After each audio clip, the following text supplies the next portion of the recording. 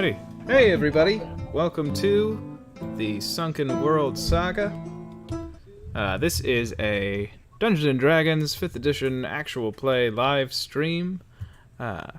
This is a kind of different game where we have 4 groups with 4 players each, 4 characters each. We have a total of 8 players, each of which with 2 characters between them. 1 adventurer and 1 knight, and this week we are back with our knights. Sunken World Saga Knights. And we return to the Knights of the Order of the Lion's Hope. And here we are. So I'm going to have the players introduce themselves. We've got Marcus first. Hi, I'm Aaron. I play Marcus Dubrow, the Circle of the Moon Druid, who is a stout halfling. And after Marcus, we have Marahim. Hi, I'm Ian Donovan Highland. I play Marahim, a divination wizard tiefling. And following Marahim, we have Akka. My name's Nathaniel, and I'm playing Akka, the half-orc monk. And bringing up our order, we have the youngest in the group, Althea. I am Connor Tollus, and I play Althea, the half-elf storm soul sorceress. And our knights, to give you a brief recap, they protect and sort of deal with magical threats, arcane threats, demonic threats in the Empire of Hallandor, where they have some level of renown, but are not the esteemed group that they once were, unfortunately. They have returned to their home city of Lysaray, where the temple to Tytir, the god that sort of laid the foundation for what would become the Order, though now worship of Tytir is illegal. Lysaray was a holdout city-state before the Empire was the Empire. They have returned and immediately were sent out to deal with a threat. A group of troublemakers in these white masks with golden lines had apparently seized a temple in the city, but the Order of the Lion's Hope are forbidden from fighting, spilling blood on sacred ground. But it seemed that to sort of create a distraction from the affair at the temple, this same group had started some trouble at the Garden of Statues, a important landmark in the city of Lysaray. So our knights took off and decided to try and deal with this threat. They have just finished a large fight with a group of statues and these nefarious ne'er-do-wells with the white masks. And seemingly all of the statues outside are no longer alive, except for one statue off to the side. But you all have just defeated the statues. They have entered the statue palace, which is to your right here. A few of them ran off. And you have a little bit more time on a few effects if you decide to use those. But we are back. It's time for Dungeons & Dragons. Dungeons & Dragons o'clock. Anybody got a health potion? No, I mean, you guys are actually looking a little worse than I am, so, maybe you guys should take it. Nah, I don't have one. Do we all have health potions, or no? We bought some from that shop, but I think we only got like 2, right? Yeah, I don't see any health potions in my... Yeah. I know we bought some. I don't ever remember anyone using them, though, and I did not write it down. Well, maybe I put it down in my notes. Definitely didn't write it down. That means we don't have them. Marcus is a... I remember you all buying them. I'm not tracking your old stuff. I think I wrote it down, but I didn't put it on my character sheet. Hold on. So Marcus is currently a direwolf, and Akka is currently giant from his Cestus of Revolt. Nice. While we're looking that up, Ben, I'm gonna use my combat wild shape to spend some spell slots and heal. Well, first off, maybe I won't do that. Does it look like I can get through the temple door as a direwolf? You would be able to squeeze through, both you and Akka. It's just that both of you would have to go one at a time. Whereas if you all were all medium-sized creatures, you could go in. Sure. At a time. Yeah. Right. And have we been inside this temple before? That would be up to you all. I think it's likely that Merahim has. Yeah, for sure. Althea, you probably came here as a kid. It's kind of like a it's like a museum for statues, where they're sort of better made, more diverse subjects inside, not just these sort of stock figures and a few historical ones that are in the garden. It's like the wax museum, right? No. I mean, it's not. You're not far off, but. Well, so I guess I'm kind of metagaming here, Ben, but like I'm trying to figure out if you want to keep your wild shape up, you can go inside, and you would be able to, with some difficulty. It would take some difficulty to get through the doors inside. Okay. So if that's the case, yeah, I'm going to use the combat wild shape. I'm going to spend one. So this will be 2 bonus actions, but 1 level 1 spell slot and 1 level 2 spell slot to heal. So that's 3d8. Noise. And that I'm done. Sorry, Connor. I did find in my notes. I'm pretty sure that we all bought 1 health potion each. Because I know we bought more than 1, but I only wrote down 1 for myself. But then I also got a potion of tongues. So I think I might have stolen that one, though. Yeah, I do not. I am sorry because of the nature of this campaign. It's been a while, but I do not have a record of what potions you have. So let's just say, for the sake of keeping some flow, you all have 1. Okay, cool. I'm going to drink mine. Sure. That's 2d4 plus 2. Anybody else doing anything? Hey, okay. Hit points back. Cool. I guess that by now it seems like too much time has passed, right? Like the statues are all the way inside. The ones that turned around mid-fight, they managed to get inside. Okay, I'm gonna go up to this statue and examine it. Yeah, sure. It has a small plaque to the side. The statue is holding 1 pose. The name is Agilhaz.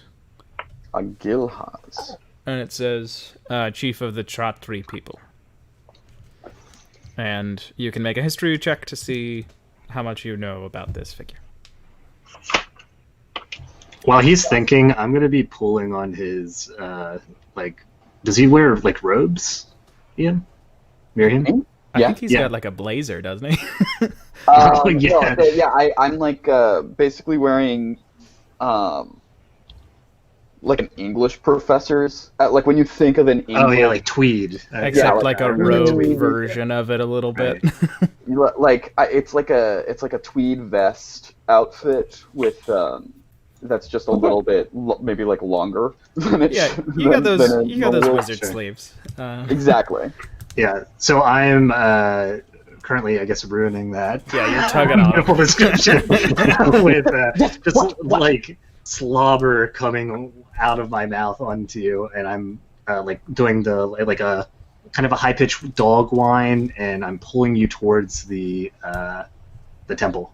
Yeah.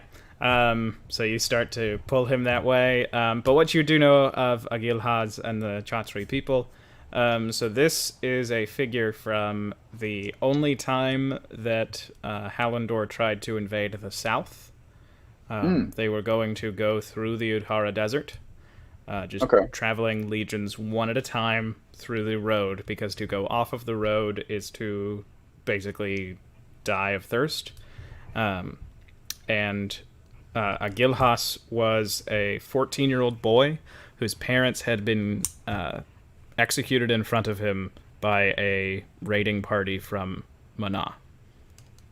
But upon finding out that Hallandor was trying to invade his southern neighbors, he led his father's tribe in basically guerrilla warfare, coming out of the desert, attacking the Legion, who really could not maneuver, do any moves, and he fought off 3 legions that way before Hallandor pulled back. Interesting. I'm just going to say to the statue. Oh, no. What? I made a mistake on my computer. Oh, okay. I don't have to say anything to the statue. No, I say to the statue, if you would like to join us, by all means, we're going to be heading inside and finishing this. Cool. He can only move 20 feet a turn. So you all can go in. He will not be with you when you enter. So I just need the entrance order. What order are you all in when you enter? Does this statue have any healing potions in its pockets? He does not, unfortunately. Uh-oh.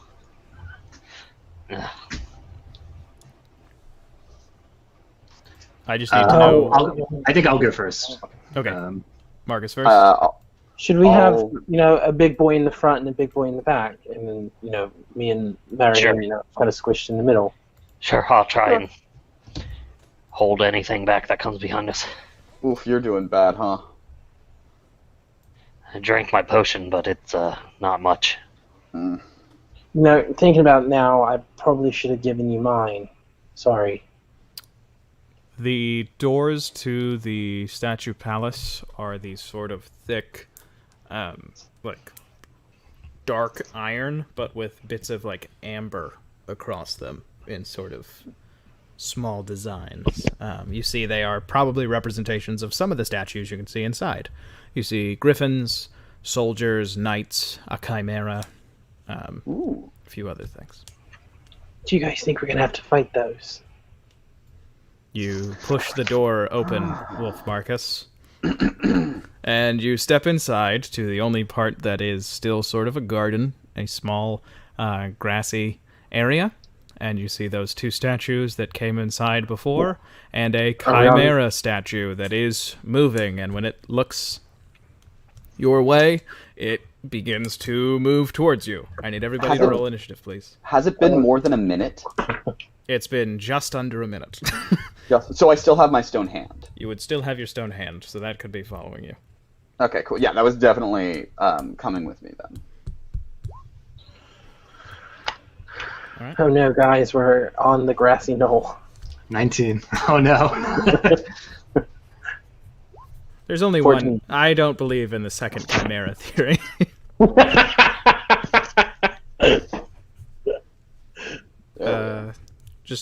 Just getting up. Yeah, no worries. Selected and all that. There we go. Wow.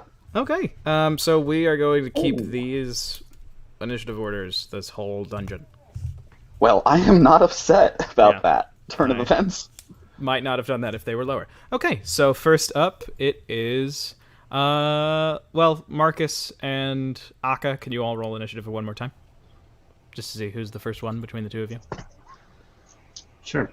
Oh, that's the wrong thing. 5. I guess. Akka, you are up first. You might still be muted. Are these other 2 statues moving to us? Or Yeah. have they moved at all? You recognize, because you were right next to them, those are the statues that turned and walked inside. And they were fighting us, right? They were. Okay, I'm gonna come here and do an attack action on this one. I'm gonna just start rocking that stone head of it. Sure. 15 hit. 15 does not hit. Oh, I'm guessing a natural 1 doesn't either. Natural no. 1 does not hit either. Alright, is that your turn? No, I have a bonus action. I will use it to Hmm.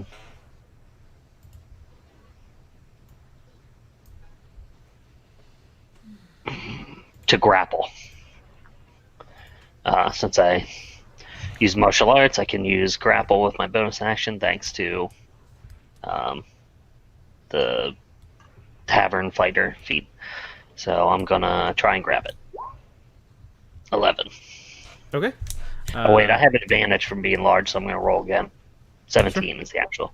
Okay. Yeah, you have this statue grappled. Okay. And is that your turn? Yeah, that'll be it. Okay, then Wolfus, it is your turn, and I'm just using Great. this token for now. Yeah, that's fine. Would it be difficult terrain to move through this fountain? It would, just Okay, like to that's fine. step over it and stuff.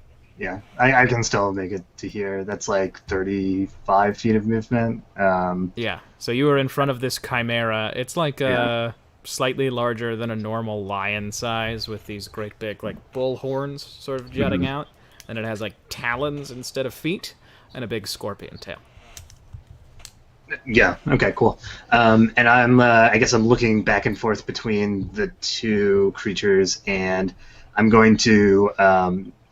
And sorry, what's this statue of again? It is a statue of like a Hallandor legionnaire from A legionnaire. Oh, okay, I antiquity. see now. Yeah. Okay.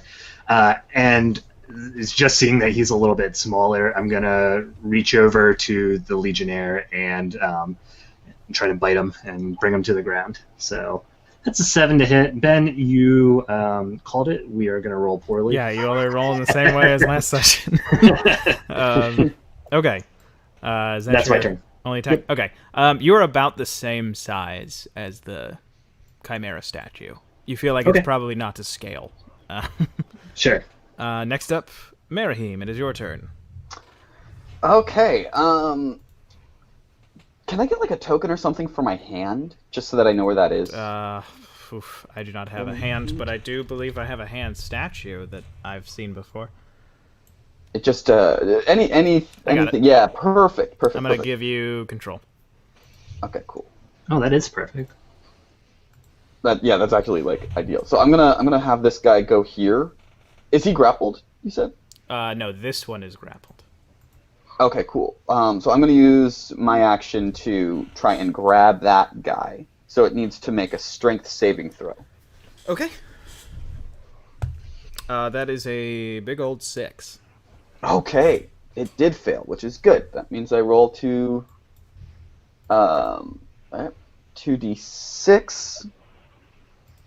2d6. which comes to 7 bludgeoning damage, and it's restrained. Okay. Yeah. All right, so that's going to be my action. I don't need to do anything for my bonus action, so I'm just going to hang back. And I think I'm going to, like... Wait, his left side. So I think that he's just going to, like, reach out and, like, hold Althea back and be like, stay beside me this time. You got pretty roughed up before. I don't want to see you get hurt anymore. And that'll be my turn. Okay. Next up, it is Althea. It's your turn. I'm going to say, you got Uncle Marahim, and I'm going to just cast Ray of Frost. Well, that you have advantage on both, so. I'm just going to go with this one. Sure. So roll with So advantage. Okay, advantage. Ray of Frost. Oh, it's a 24. 24 hits. And that is going to be 2 points of gold. Wait. I think I'm... Yeah, you My need to Ray roll of another Frost. d8. Oh, yep. Yep. 3 points of gold damage! Hey, that's 3 less health than he started with. So this one is Wow. going to attempt to break your grapple. So can you make an athletics check, Aka? Yeah. Because it is the statue turn. Okay. He got a 10. Okay, yeah, you keep him. He like starts to move you, and he just doesn't tap circle fast enough, so you keep him in. Other one is going to just do the same against your hand, Merahim. Just try and wedge that hand away. He got a natural 1. Oh. Okay, everybody's rolling poorly tonight. And he is still inside of his little hand. Yep. Did I have used my bonus action to expend 3 sorcery points and get a 2nd level spell slot back? I think that I cut you off without asking, and I had asked almost everybody else, so yes, you can go ahead and have done that. Okay, now it is the Chimera's turn. It sort of like leans down, and it seems like it's trying to growl, but it is incapable of making. It doesn't have a voice box. And then it is going to bite at you, Marcus, which is a 12 to hit. Don't believe that hits. Does not hit. Then it is going to, after trying to bite you and it's sort of just snapping at air, it is going to try and turn and sort of gore you at your wolf stomach with its big horn. And what is that? That is a 9. 9 also doesn't hit. And then it is just going to lift its arm, and it is going to try and rake at you with that talon. Jeez. That one is an 18 to hit. Yep, that one hits. Okay, you take 11 points of slashing damage. Okay. And then it's sort of seeming like it's still trying to growl. It comes right here. And then we go back to the top of the order with Akka. It's your turn. You've got this guy restrained. Okay, I'm gonna start trying to smash it with my fist. 11 does not hit. You have advantage because he's grappled. Okay, well, 13 does not hit. 13 doesn't hit. Nice. 25 hit. 25 hits, yeah. And remember, I have it set to lightning damage. Sure.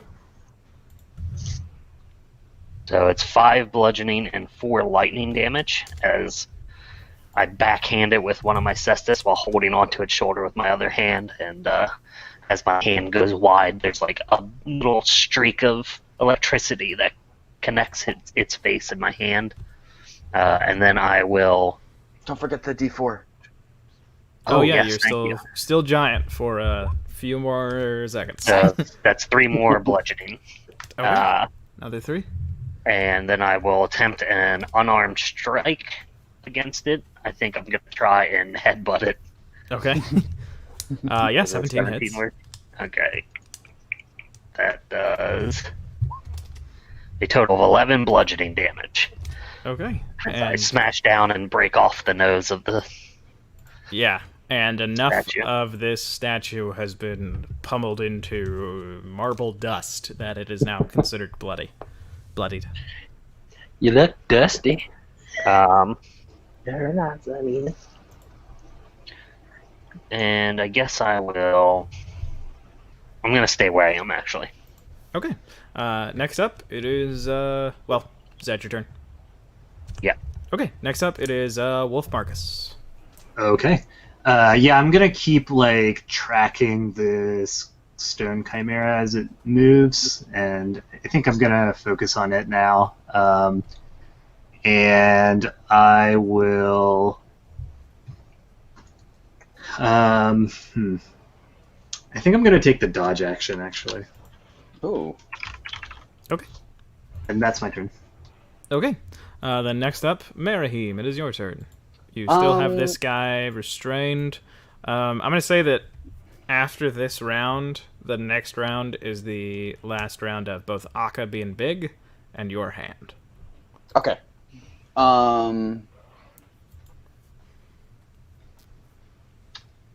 I get advantage on attack rolls, right? Against a restrained target? Yes. Cool. In that case, I'm going to cast Ray of Frost. Okay. On the one that I'm holding with my hand. Sure. Because that actually does more damage. Nat 20. Nat yeah. 20. Okay. Nice. So that is 18 damage.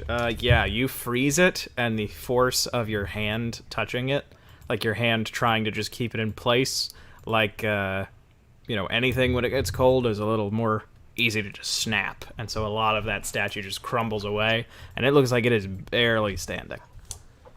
Okay. Oh, so it's still up. Okay, cool. Its movement is also reduced by 10 in case it gets out.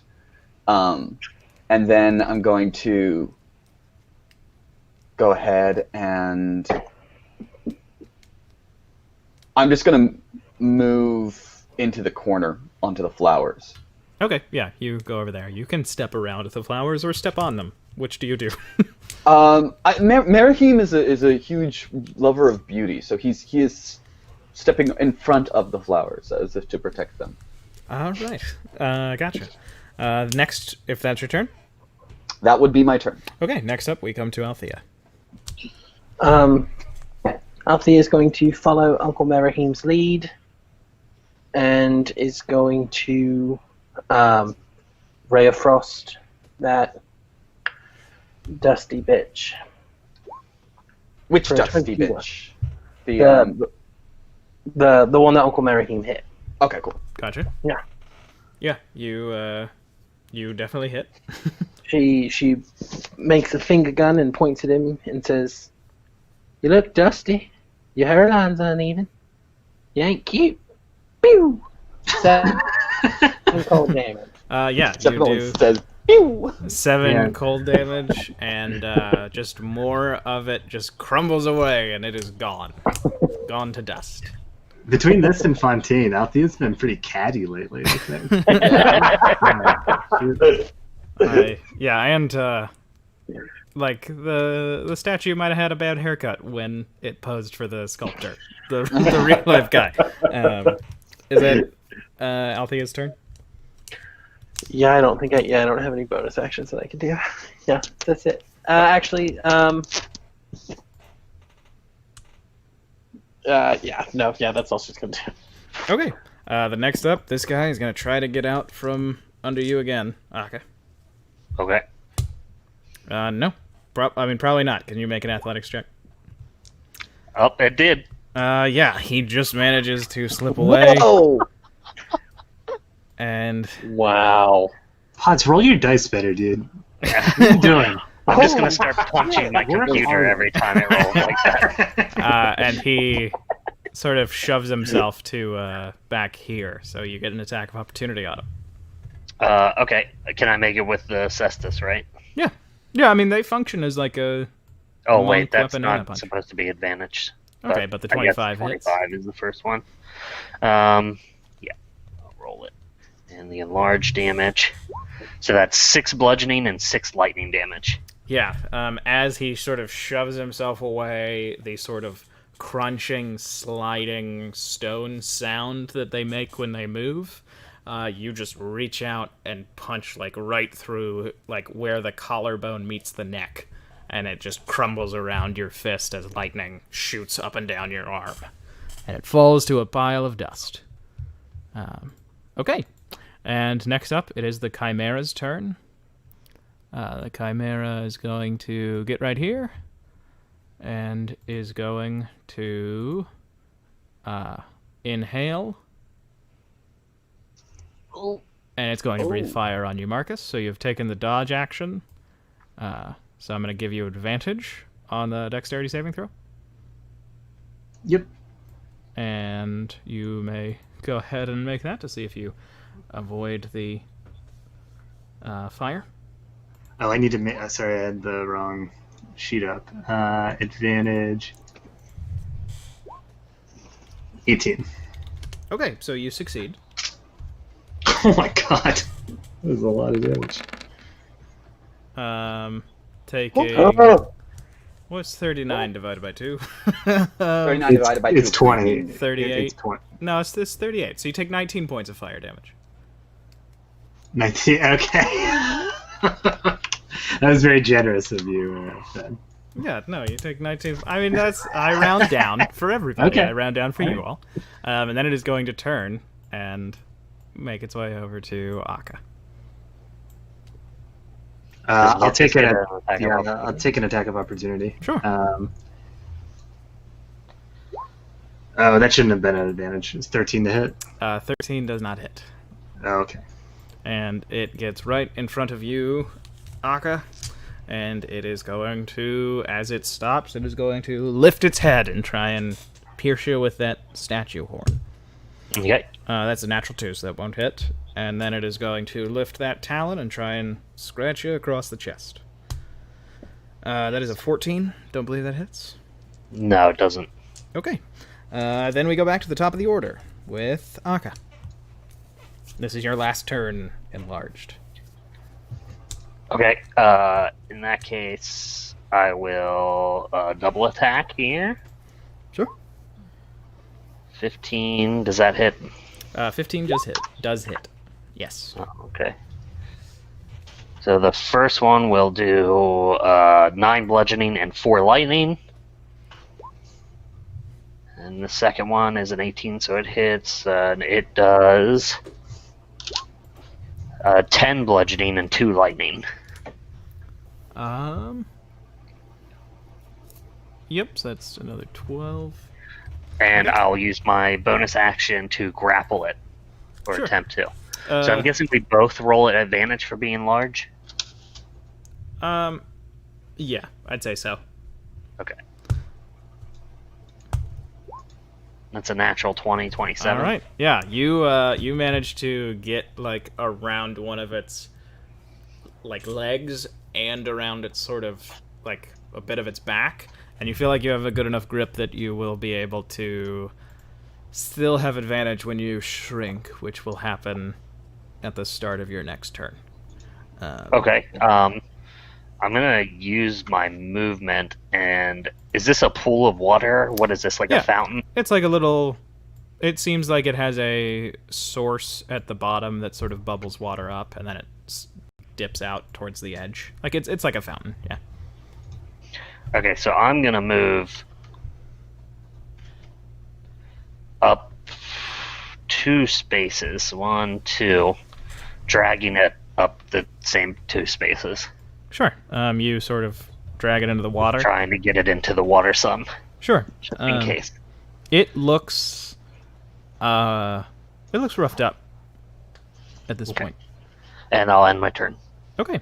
Next up, Marcus Wolfus. It's your turn. All right, I'm going to run behind it. Yep. On all fours, and it takes twice as much movement, but I still have enough movement. And now that Akka is in within 5 feet of him, I'm going to wait. But he's grappled, right? So Yes. I probably can't knock him prone when he's grappled, but I still will make my bite attack with advantage. Yeah, and we'll do a +1 too. So 21 hits. Okay. So that's 9 stuff by hand. damage. Oh, no, 9 that's piercing damage. something very different. Oh well, it's still 9. Yeah. Yeah, it takes that 9 damage. It kind of like seems like it roars sort of in your face, Akka, but it doesn't make any noise. And it's piercing damage, if that matters. Okay. No. Okay. And is that your turn? Yeah, that's my turn. Okay. Then next up, it is Barahim. It's your turn. Your hand. This is its last turn. If you're gonna use it for Yeah, anything. I don't think I'm gonna be able to do much with it. So, this guy here, right? He's grappled, you said? He is grappled. All right, yeah. I'm gonna actually move behind my stone hand because it doesn't end at the end of this current turn, or at the end of the round. Does it go away? It'll be the end of the round. So like at the beginning of your next turn, it poofs. Okay. So I'm gonna stand behind my hand because it's a medium creature, and I guess maybe it gives me a little bit of cover, just in case it decides to breathe fire again. But I'm gonna cast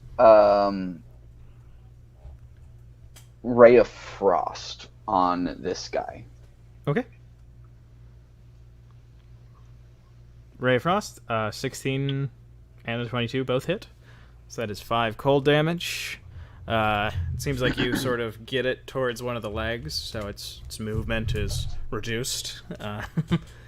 Is there anything just else? like the ice, the water around that foot just like hardens into ice around it. Yeah, I like that. So it's like stuck in the water, and it can probably like tear that up if it's gonna move, but it would take some of its time to do that. Yeah. So yeah, that's all I can do at the moment. I'm not a bonus action character, so someone else finish this thing. Next up, Althea. So does Marcus have like a paw in the pool? Yeah, I'm sure I do. You could have it up on the little. It's a swirling melee, so I'm not necessarily in it, but yeah. All right, cool. Would I have a sense that if water is a pretty good conductor of electricity, if I were to breathe lightning into this water, would it do extra damage to this thing? So water does conduct electricity. Other things don't. Like stone. But he's like in it.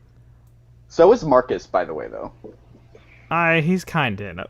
He wouldn't be necessarily hurt unless you did poorly on the roll. Maybe. But I don't think if Marble gets hit by lightning, I don't know if it gets Okay. Then I'll just it's a good call. I'm sorry. I'm just trying to be fair. I'm gonna move here because I think I have 30 feet of movement. Yes, I do.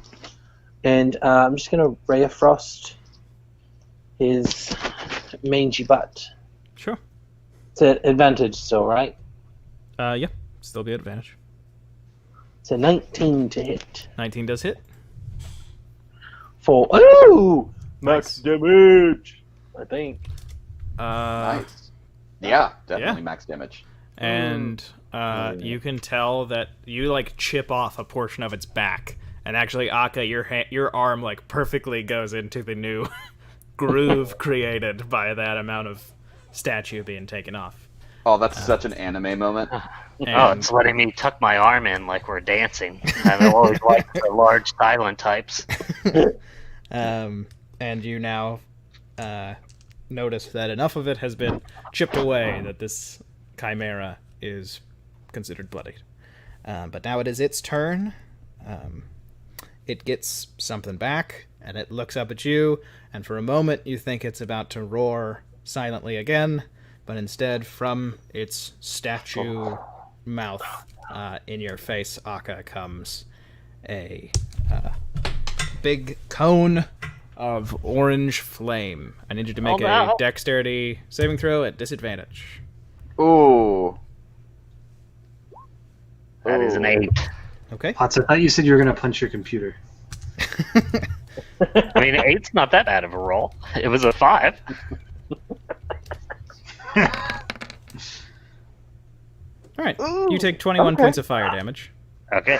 Akka passes out. Oh, shit. Oh no! Akka slips back, unconscious.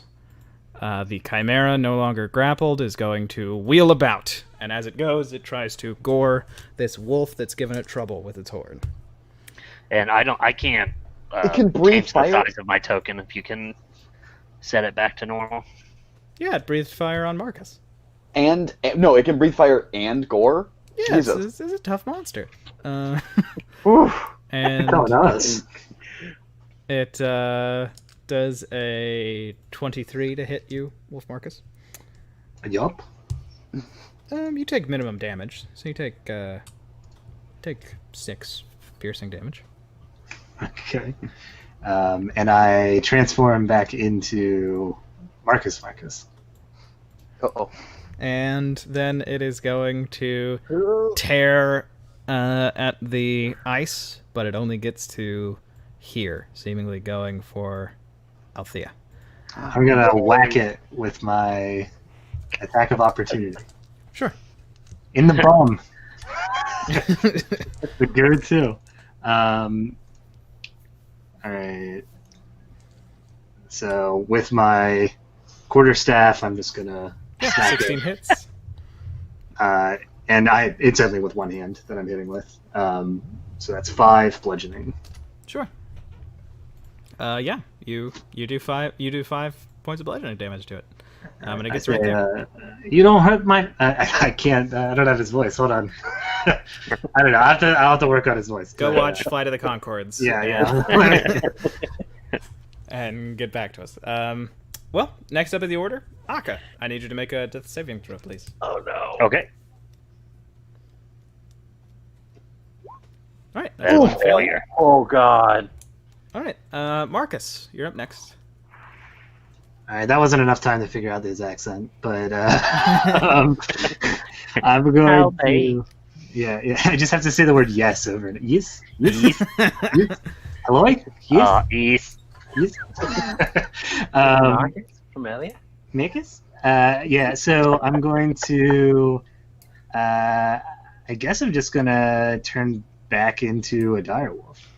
All right. Our only healer. Well, yeah, and I guess no, because it costs a bonus action to do it. Well, I can choose to do it as a regular action. Can you?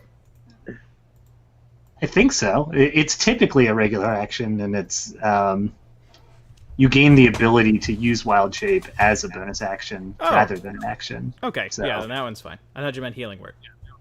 No. So yeah, I'll use healing word as a bonus action Okay, cool. on Aka, and I will then with my regular action shift once again into. I caught you, Rem. Stop sniffing Marcus. around me. Yeah. Aka calls me Rem sometimes. Only when you're in dog form. Yeah. Yeah, and that's my turn. So, Yeah. I'm a wolf Okay. again. You become a wolf again, and you can put yourself as long as you're touching this square, you can decide where you wolf out into. Because Marcus is about to play basketball. Yeah, all right, and that's my turn. Okay. Next up, it's Marahim. Okay. I'm going to look at some of the chunks that are off, chunks of the stone creature that are off over there. Right there, and I'm going to do this little shape of a catapult through the air with an arcane glowing runes glow, and I just hurl a piece of the Manticore right back at its face. Okay, nice. Yeah, I'm gonna give you inspiration on that. So there'll be advantage or disadvantage for it. I don't know what catapult's gonna do. It's a dex saving throw. Okay, so I'm gonna give it disadvantage because that's cool because you're kicking its ass with itself. Thank you. Yeah, what's your DC? That's a good question. I think it's 16. 16. Yeah, it does not succeed. Excellent. Okay, so that's going to be 3d8 bludgeoning. Just do some actual damage, please. There we go. That's something. Yeah, you do a significant chunk of change to it. Yeah. So it just crumbles. That piece of stone crumbles away. And it right in front of you, Althea, you watch it sort of buckle under the weight. And I go, get away from her, you bitch! And Althea, what do you do on your turn? The alien queen is right in front of you. I'm gonna look at Marahim and give him a thumbs up. Good thought. And then I'm going to. All my stuff is going to be at disadvantage. So I guess I'm just. Would I have advantage if I just use my staff, which is my arcane focus, just as a bludgeoning weapon? Yeah, that would just be a quarterstaff. Yeah. Okay. Cool. You wouldn't have disadvantage because you're right next to it, so that would be Okay. fine. So just a d20 plus strength plus your proficiency. Man, okay. So my staff to hit is a +5, so it's gonna be a d20 +5. Oh, are you kidding me? A 14. 14 hits. Oh, it does? So it Ah, doesn't have any woo. armor. It's just a big Pile old of lion. rocks. When I did that two-hand, I would have all things breaking loose. Just two hands bringing that down. Sure. So it's a D8 plus 2 for 8 All right. points of bludgeoning. Yeah, I mean, it doesn't look good for a friend of the Chimera. Now it is your turn. Shit, that Or, was sorry, that was your turn. Sorry, is that your turn?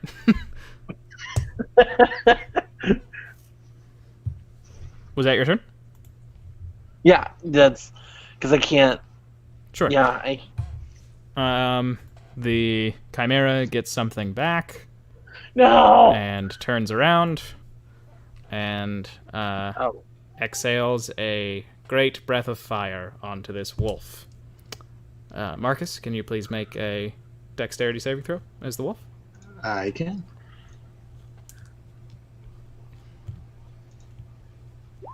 It's 12. Okay. That is a failure, but you are in water, so you're going to take 1 less d8 of fire damage, which is great. You take 29 points of fire damage. Okay. And then it is going to turn back around, and it is going to try and catch you on the point of its thorn, of its horn, out there. That is a natural 3. So then that just misses, and it is going to then, on the backswing, sort of raise one of those talons and try and strike at your stomach. That is a 14 to hit. that misses.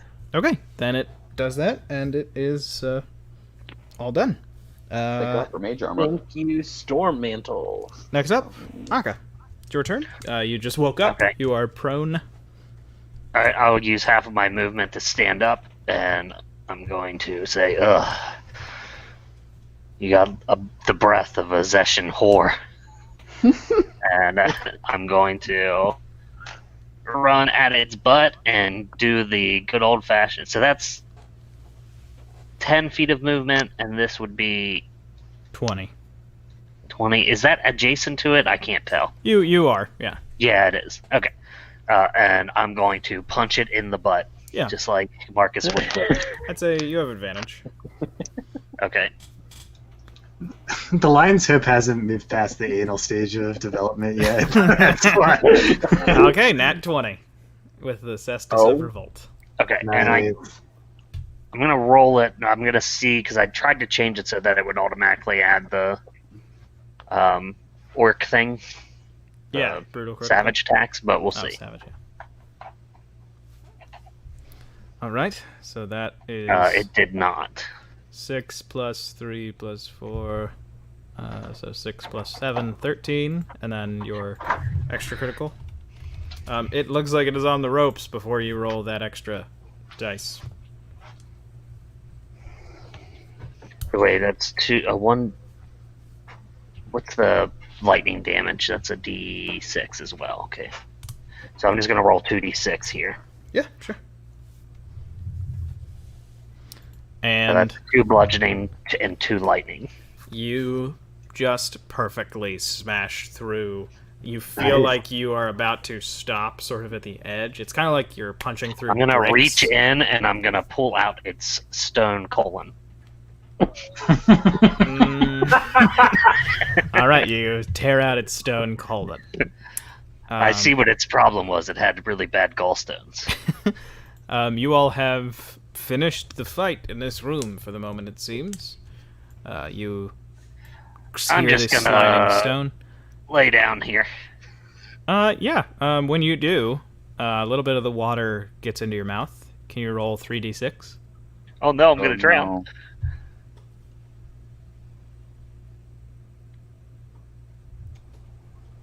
12. Okay, you gain back 12 points of HP, Whew. Oh, and you gain 1 point of ki.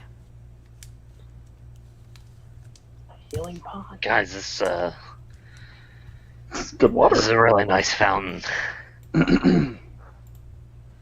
Oh, now you show up. I'm gonna start lapping it up, and it's very messy when I'm lapping it up. It's like splashing onto Akka. And, I'm just here rubbing it into my nipples and all of my scars. Ew. All right. The my water, God. not the spit specifically. Wolf Marcus, you roll 3d6 as well. Anybody Okay. who chooses to drink can roll 3d6. I'm good on hit points, but would I Just regain drink my spell bathwater. slot? Come on. Yes. So everybody but Akka gets a spell slot back. Ooh, okay. Well, I'm gonna take a sip. I'm going to take a teacup out of my backpack and just kind of scoop a little bit of water into it and cast Prestidigitation to heat up the water a little bit and sip it like it's tea. Okay. Gosh, Connor, you do not have the best track record with healing rolls. I know.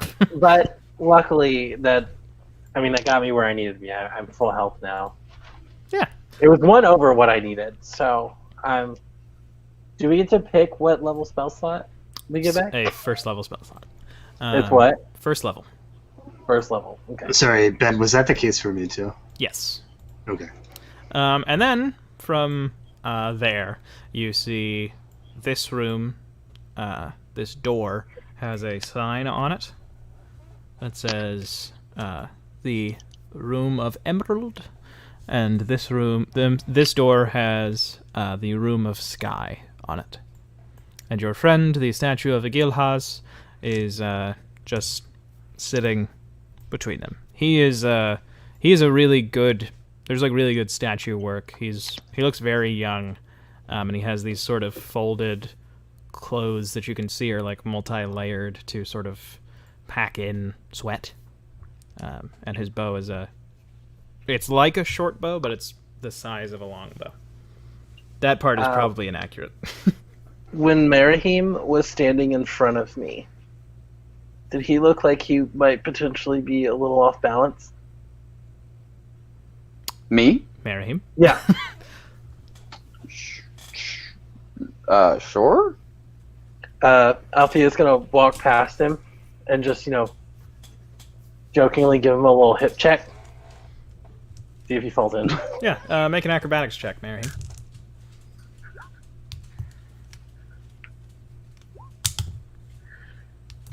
Oh. Okay, you fall into the pond and you're wet. Gotta be quicker on your feet, Uncle Man. I'm just gonna walk There's over. a big I'm really splash. considering casting Hellish Rebuke. For a moment, you're next to Akka in this shallow little pond. But No splashing.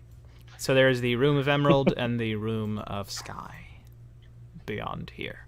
The walls have sort of very simple paintings up. It's almost like they showcase amateur paintings here. I cast Prestidigitation on myself until I'm dry, Sure. and then I cast Prestidigitation on Althea to make her smell. Where should we go? Should we go to the Emerald Room or the Sky Room? I'm trying to open the door with my my maw. Oh, For wait, the Emerald actually, Room. I've been here, I assume it's a museum, so I've been here a lot. I would know what's in the Sky versus the Elder Room, right? Yeah, the Emerald Room has a pair of carved out of emerald small dragons, while the Sky Room has very large statues of griffins.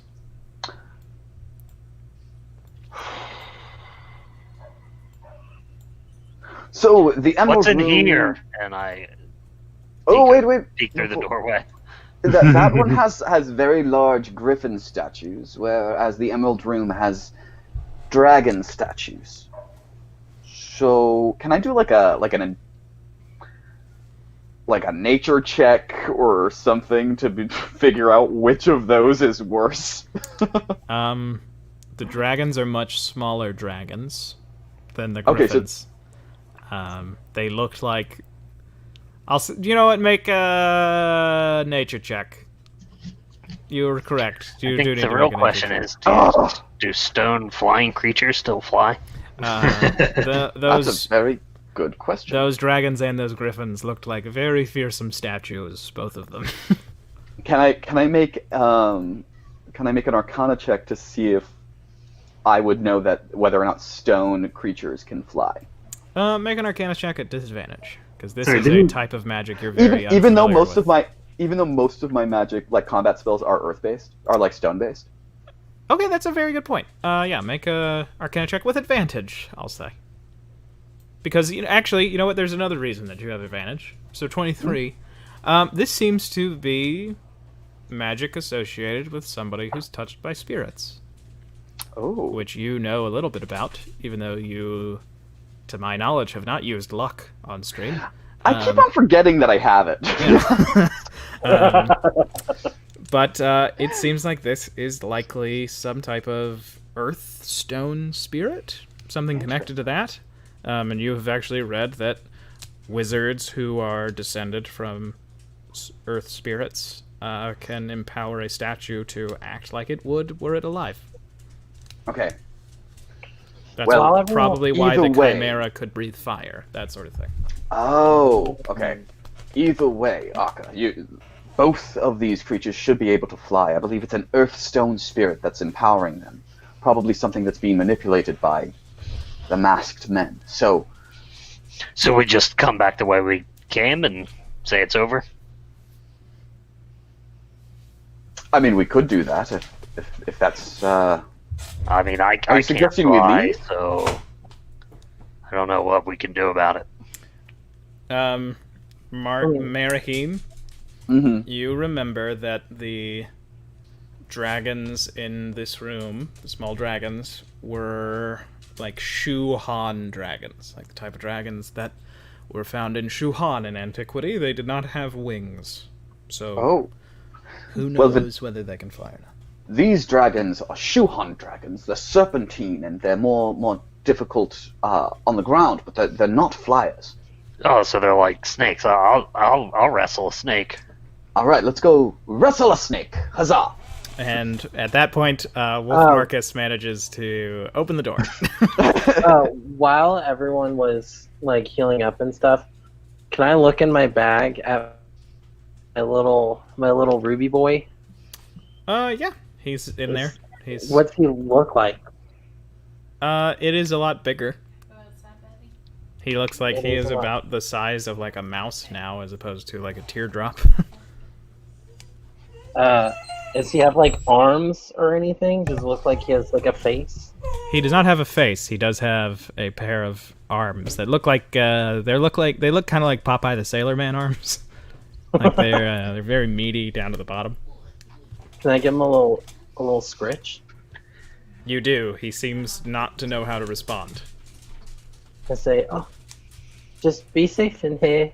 Yeah, we'll figure out what you are later. And Marcus opens the door. Wait, I was doing a hide area, not reveal area. Marcus opens the door.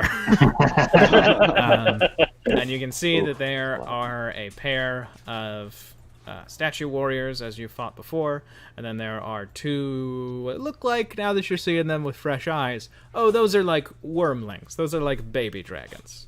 Okay. And then there's one of the masked figures holding a long bow. And we have the same initiative order.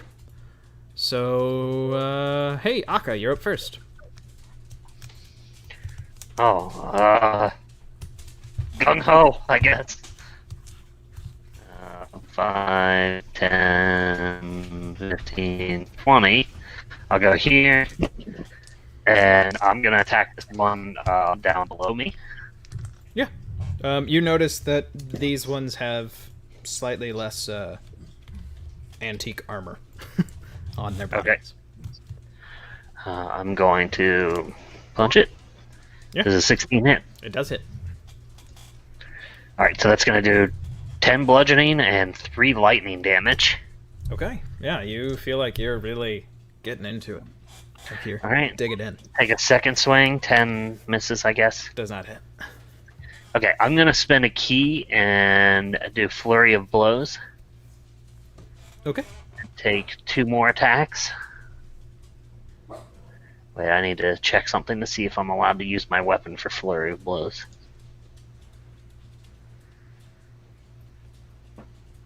Unarmed strikes, okay. So, it's an 18 for the first one and 19 on the second. So I'll roll the Both of those damage. hit. Yeah. So that's 7 bludgeoning and 8 bludgeoning. Yeah, it is bloodied and fucked up. Well, Nice. I have open hand technique, so whenever I hit something with Flurry of Blows, I impose either be knocked prone or to be pushed 15 feet away. So it needs to make a strength saving throw, and the DC is 8 plus 3, 11, 14. Okay. It has failed. So do you want it prone or knocked back? I want to knock it back into Okay. the wall. All right. Yeah, it goes back there. And I'm going to, as it's leaving, I'm going to try and give it a good uppercut.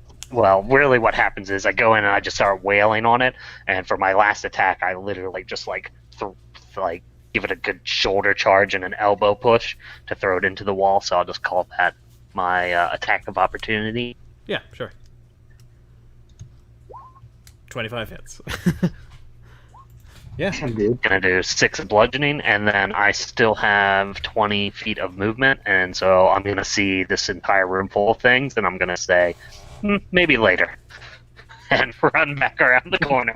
All right. You dart back around the corner. You basically just pulverized a statue into dust. There's a lot of things in there. And Marcus, it is now your turn. Okay, I guess I pant while he's saying that, and I'm gonna run forward here. Yeah, I have enough movement to get here, and I will try to strike the wormling here. Sure. And that's 19 to hit, 19 hits. and they have to make a strength saving throw. Sure. That is a 12, so they do not succeed. Okay, so they are knocked prone. All right. We got us a prone wormling. And is that your turn? Yep, that's my turn. Okay.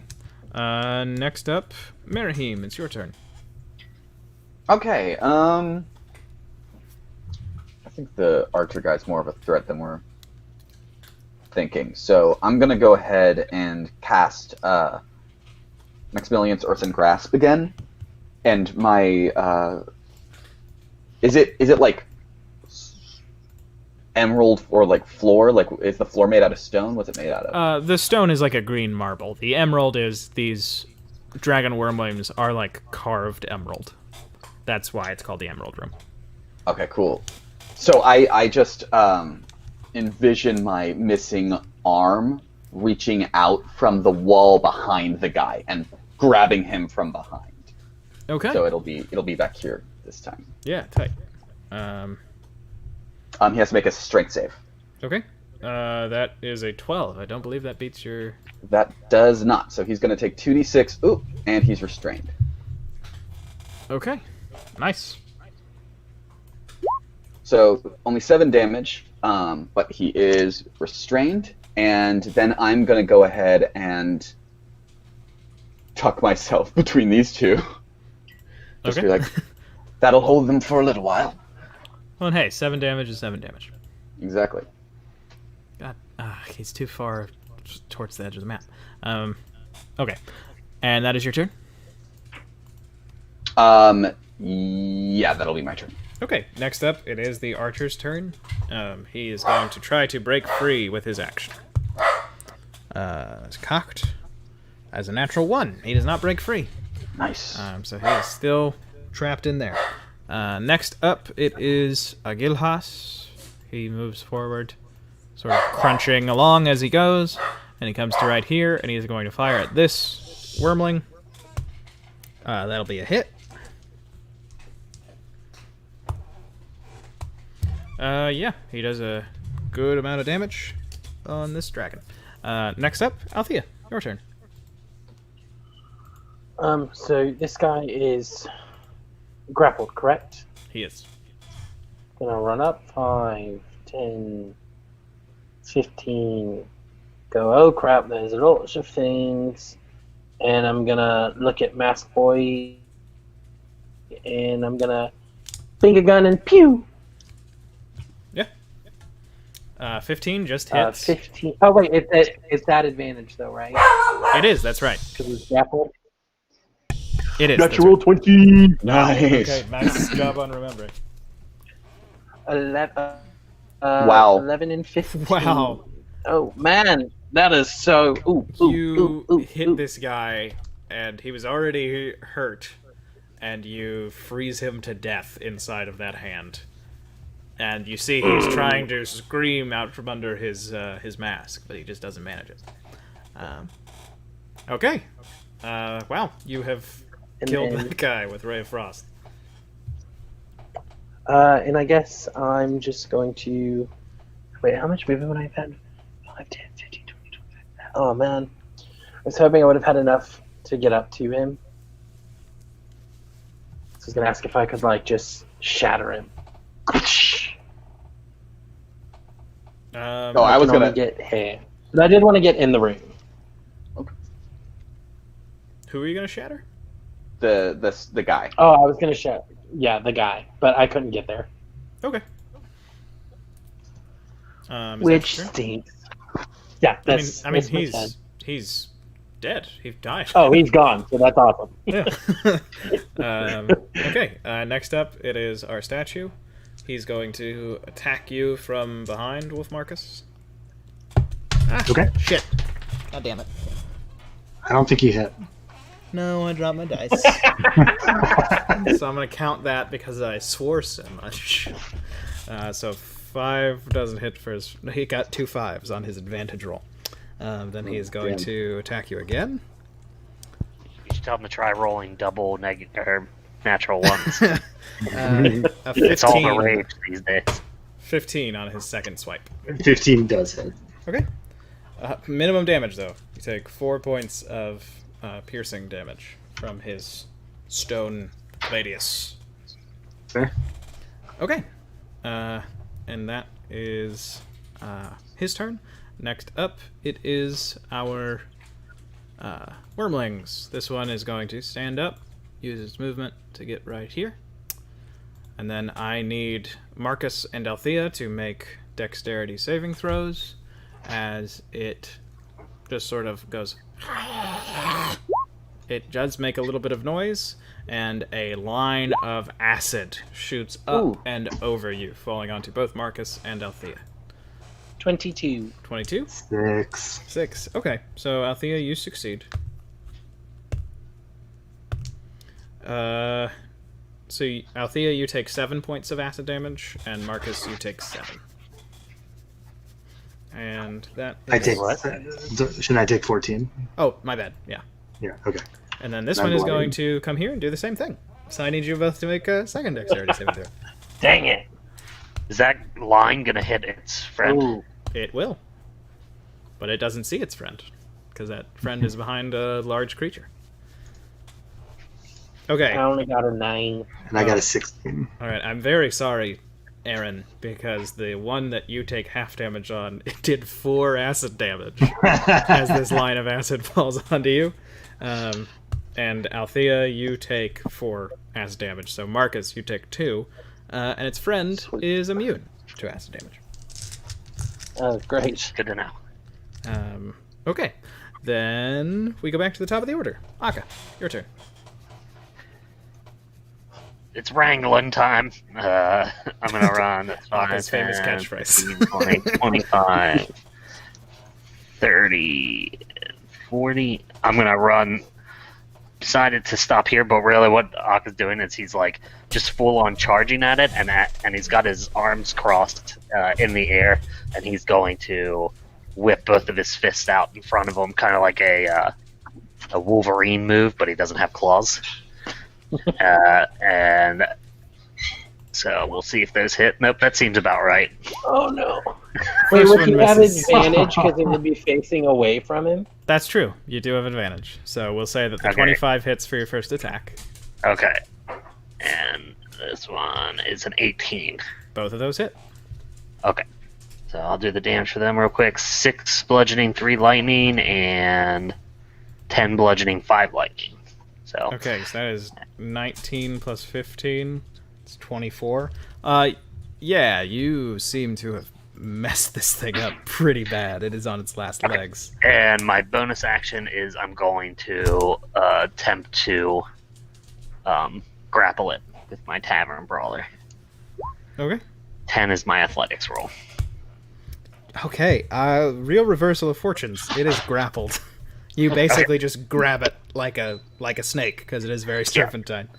So just as I pictured it, I come in and it almost looks like I'm going face first at it, like through the air, and both my fists come out in front of me and smack it in opposite directions, but that opens up my arms wide, and then I just grab onto it and land on the ground and just hold onto it as tight as I can. Yeah, and you have, once again, almost decimated a statue, and this time you got this one grappled. And as you said, it's wrangling time. I realized, not quite, but we kind of have the Fantastic Four. Like, nobody's perfect for it. Althea's lightning instead of fire, but we kind of got it. And But I can go invisible. well, you're Johnny Storm. It is now the Invisible Woman's turn, Marcus. Wait, how am I the Invisible Woman? You're the nice one who can be inconsiderate. Oh, okay. That tracks. I think you're really stretching for this metaphor. I mean, it's the one that doesn't work is that one. I mean, none of them work perfectly. I like it. Okay, I'm going to take the dodge action again. And for my bonus action, I'm going to heal myself with combat wild shape again at level 1 this time. Okay. So that's Get another that 7. Big 7. And that's my turn. Okay. Next up, Marahim. It's your turn. Cool. So I'm gonna go ahead. I'm gonna run. I already did all of them. Yeah. So 10 to here, 10 to here, 5 to here. Right? I can cross diagonal. Yeah. Cool. And then I'm gonna go. While I'm in this space, I'm gonna move my hand to here. I can't grab that right now. Yeah, my bad. I'll change that. I don't think, based on the phrasing of the spell, that I can move it and grapple in the same turn, but I'm going to move it over there as my action, and then I'm going to end my turn here and tap on the archer and say, "Dead ahead," and just point at this guy. Sure. And it is now the archer's turn, and he does it not because you told him to. Okay, I'll shoot him, but not because you told me to. He has big not because you told me to energy. He's a teen statue archer. He's a chief. He's got authority. He doesn't have to listen to this professor. And if you keep telling him what to do, he's going to go to his room. Which is just his pedestal. Yeah, he hits it. It doesn't seem to blow it back too much. But that's his turn. Next up, this guy is going to attack you. You've taken the dodge action. But he is going to attack Wolf Marcus. Yep, so that's at disadvantage. Yep. Both attacks miss. Nice. Yep. Okay. Then it is the Wormling's turn. And it is going to just try and bite at you. Try to bite at your neck. Still at disadvantage, correct? Yep, until my next turn. Okay. Yeah, so a 2 does not hit you. The other one was an at 20. Okay, then we go back to the top of the order with Akka. It's your turn. Yeah, and I think the wolf Wait. dodge, I think I'm doing a lot of like I'm very low to the ground, I think, and I'm moving around a lot. You're like my dog when she gets to the top of the stairs before me. Yeah, exactly. And Wait, I think you skipped me. did I? Oh yes, I did. I'm so sorry. Yeah, you No, skipped you're good. them, and you skipped one of the emerald snake dragons. Althea, your turn. Sorry. So if this one is grappled, does that mean when you're grappled, you automatically fail your dexterity saving throws? Yes. No, I think you just have disadvantage, right? You have disadvantage. Yes. I think restrained is when you auto fail. Okay, then that I'm going to move like here, so I can make sure that I don't hit Akka. I'm going to do my lightning breath. Needs to do a DC 16 saving throw. I'll take 8 lightning damage. Okay. Man. It fails, and Akka, you barely are like out of the way of where the lightning streaks across it. And you watch as that lightning It's a seems good thing to... I set my cestus to lightning, so Yeah. my grip is just okay Um, with it. They're absorbing it. And you watch as just the like force of the lightning hitting it seems to crack it apart. And it's now a pile of pretty nice looking emeralds. Can I like and- bonus action grab a handful? Sure. You pick up a handful, and you got I'm them. gonna look at Akka and I'm just gonna be like, shh. I'm gonna stuff it in my bag. And next up, Akka. It's your turn. Oh, that was really close. I'm gonna run away from the scary breath of lightning. 25. I'm gonna move there and attack this stone guy. Yeah, he's a statue. Okay. All right, 19? 19. Does that hit? Does indeed hit. Okay, I'm going to do it again. 25 hits, so two attacks both hit. You just come over, bang, bang. Okay, so between both attacks, it's going to be 14 bludgeoning and 9 lightning damage. Wow. Yeah, you just kind of tear this dude apart again. Oh, okay. And I still have Just punch. 15 movement, so I'm going to move to behind this thing and use my bonus action to monk unarmed strike it. 17 just hit. hits. It's going to do 10 bludgeoning damage, dude. although it's a max roll on the damage. All right. Yeah, this one doesn't look happy. It's not quite bloody. Yeah, so that first one, I literally just, like, as I'm running up to it, I just bang, bang, like, drill with straight punches right into it, and then when it disintegrates and I go through it, I'm like, oh, okay. So I just keep running, and I just take a haymaker at this one and slap it across the face. Yeah, you've slapped a dragon. And then I'll have my turn. Okay. Next up, Wolfus. All right, I'm going to, with pack tactics, attack at advantage. I'm going to try to bite him. I think that as his, as Akka's hand smacks the face of the wormling up, it's going like towards my jaws right now, and I'm going to try to bite down on it. And I miss. So that's an 11 to hit. Yeah, an 11 does not hit. And that's my turn. Okay. Marahim, you're next. Okay, so we got one guy left. Got my hand right there, and it's not restrained yet? No, you had not restrained it. Well, nobody's restrained it, right? Nobody. Okay, yeah, I'm gonna just walk on over here. So that's 5, 10, 15 movement, and just grapple it. Oh, and I didn't mention this last time because I was stupid. Can you roll a strength save for this guy? But when when it moved from the wall, it just pushed through the frozen guy, and the guy, like, shattered. Yeah, it did. Yeah. And the way that it moves, it, like, just continually absorbs stone and, like, melds it back to where it was. So right now I'm guessing it's made of marble. So did it succeed on the saving throw? It did not. It is restrained. Okay, so 6 damage, and it's restrained. Okay, this one is now bloodied. You all go ahead and finish it, and I'm going to just go ahead and duck my pretty blue ass behind some cover.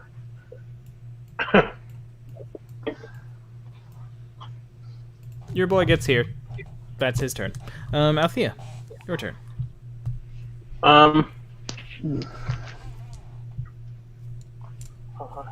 5, 10, 15, 20, 25. Okay, yeah.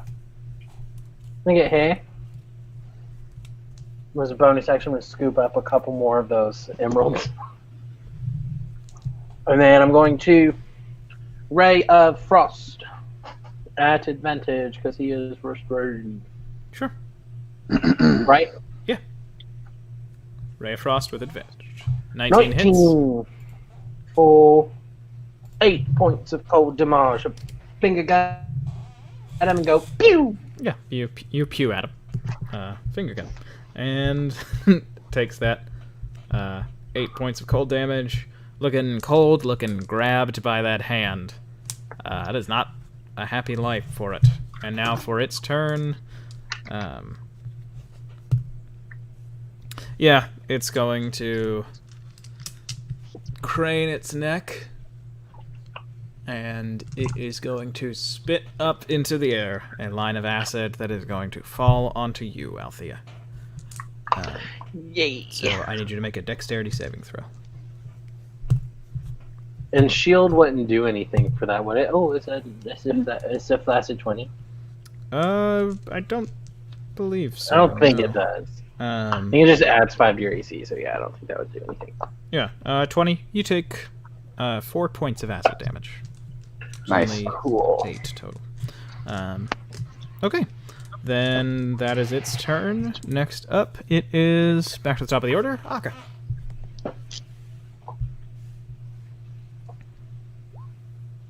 Cestus of Revolt hits. I think you're muted, Pots. My bad. Yeah, I'm just trying not to mess this up, so did 8 bludgeoning and 1 lightning damage. Yep, and you smash through it, and you kind of take off some of the stone of Merihim's hand, but it sort of melds the emerald that it was holding up into it. So it now looks like a marble hand with like an emerald pinky. Can the pinky be the head of the dragon? Yes. Fuck yeah. Okay, and you all have defeated this room. There's some nice carpets on the wall, slightly nicer paintings. And then in the next room, you see Room of Scenes. Oh, so there is a door here. Yes, and it says the battle for Amancia. Where's the door? I'm sorry, I need to reveal it. There it is. That wolf intuition just got Marcus right there. Such a shame Merihim is just, like, collecting pieces of the emeralds. I mean, like, these were such expensive pieces, very, very large cultural value. It's really a shame they don't make them like this anymore. Yeah, And Althea, where do you stash your emeralds? And she's got a dress with pockets, because everybody loves pockets. Is it the same pocket as you have your little ruby friend? No, my ruby friend is in my bag. Okay. I'm just putting... Because she would have thought about that.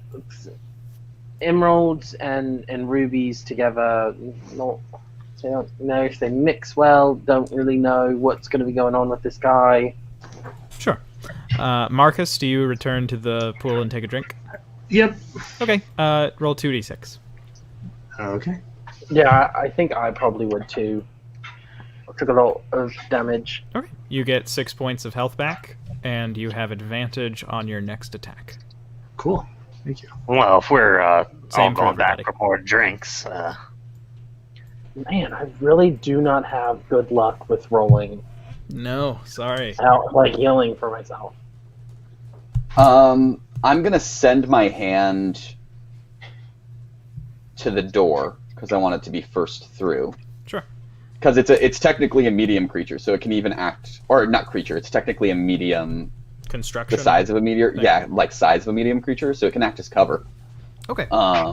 And the full description on the door says "Room of Scenes," and then it has like a little spot where you can slide in, like whatever the scene is. This is the only room that changes, and it says "The Battle for Javenna." Okay. Which Do I is remember? Oh, I haven't seen this one before then. No, you have Because not. it changes. But this is you could roll a history check to see what you remember from the Battle of Javenna. Javenna, the sir. city that you all were just in. Would my parents have been in the battle for Javenna? For the knights, like I'm assuming this is like a thing for the knights. The Battle of Javenna was just like how Lysere was captured. Lysere being a city-state, there was actually a small kingdom called Amancia that is. Yeah, we're gonna take a break here in 2 minutes before you all go through the door. The Battle of Amancia the Battle of Javenna was the deciding siege on Javenna, which was the capital city of the nation of Amancia, which is still what the province is called. It's the northeast province. And you know that they had like heavy auxiliary cavalry and knights who would use like powerful long swords, and it was a horrible, horrible battle, and the people of Amancia, it took a very long time for them to really kind of not hate the rest of the empire. But let's go ahead and take our break now. We'll get back at 7:35. Okay, cool. Okay. Cool. And I believe that's the plus. Let me see if that worked. Hey, Aaron. Yes. Are you near any of the two major cities that were discussed? The ones that are in Kentucky.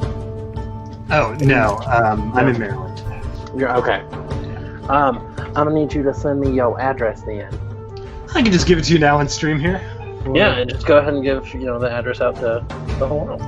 Yeah, well, I don't want Brian to find out my address, so I think he's watching the stream.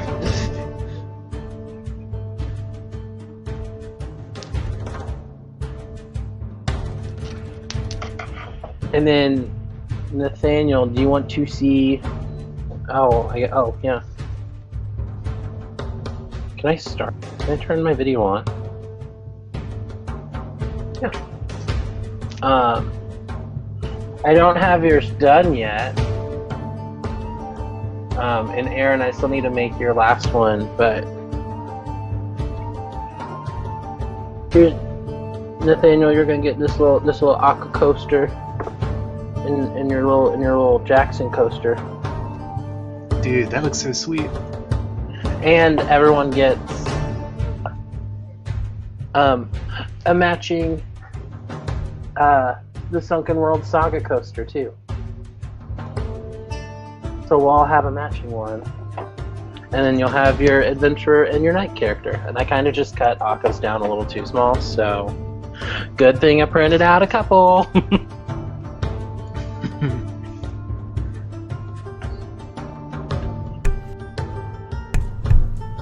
I'm back to answer any lore questions.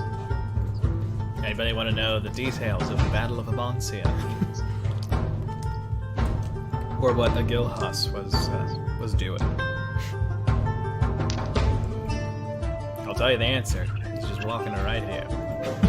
That's what he did. Oh, hey, if you're watching the stream, this Friday we're going to be having a crossover event with 4 other D&D products, podcasts, live streams, that sort of thing.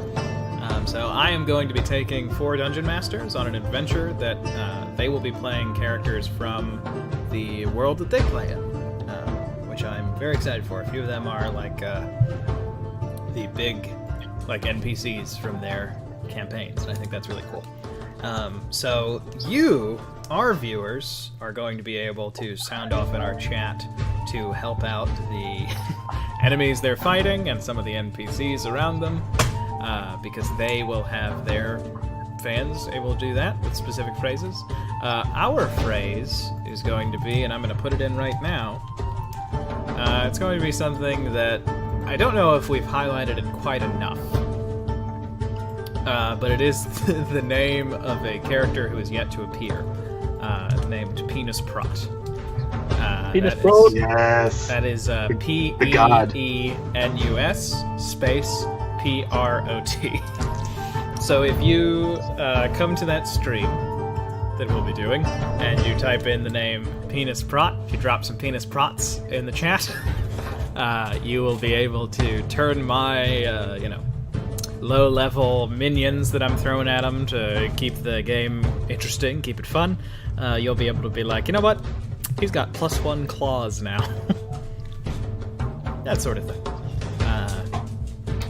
Penis Prot, Penis Prot, Penis Prot, Penis Prot, Penis Prot. Okay, well, you just empowered all of the enemies you're about to fight.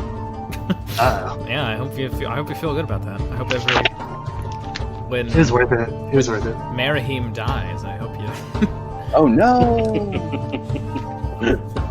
What did I miss? Nothing. Just some penis prots were dropped in chat. Oh god.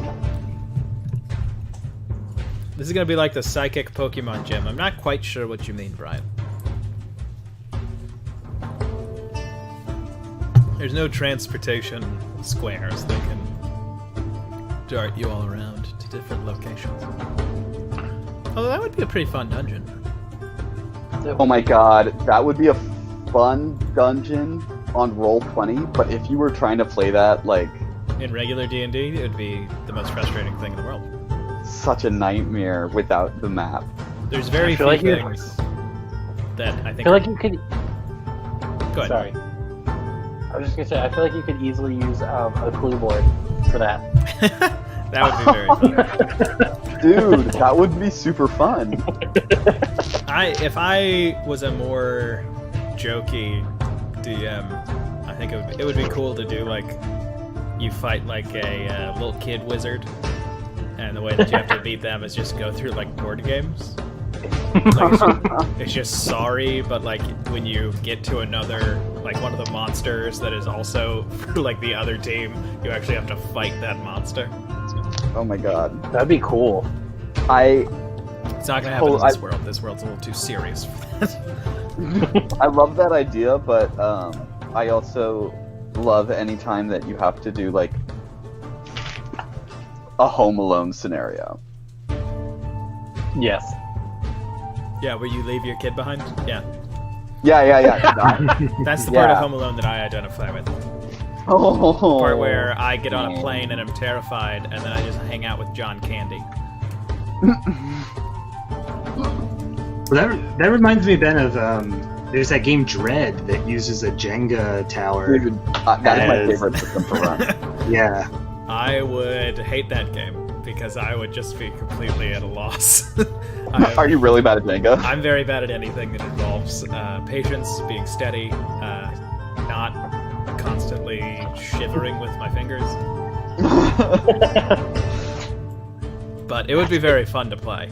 I would just want to be... I'd want to play on the giant tower. That's like easier and harder. Like it depends. I feel agree. like for you it's probably easier because it's not like just your fingers. But those giant towers, man, whew, they stick a lot worse. They're not sanded as well. But Dread is my favorite game to run as a DM because it's not like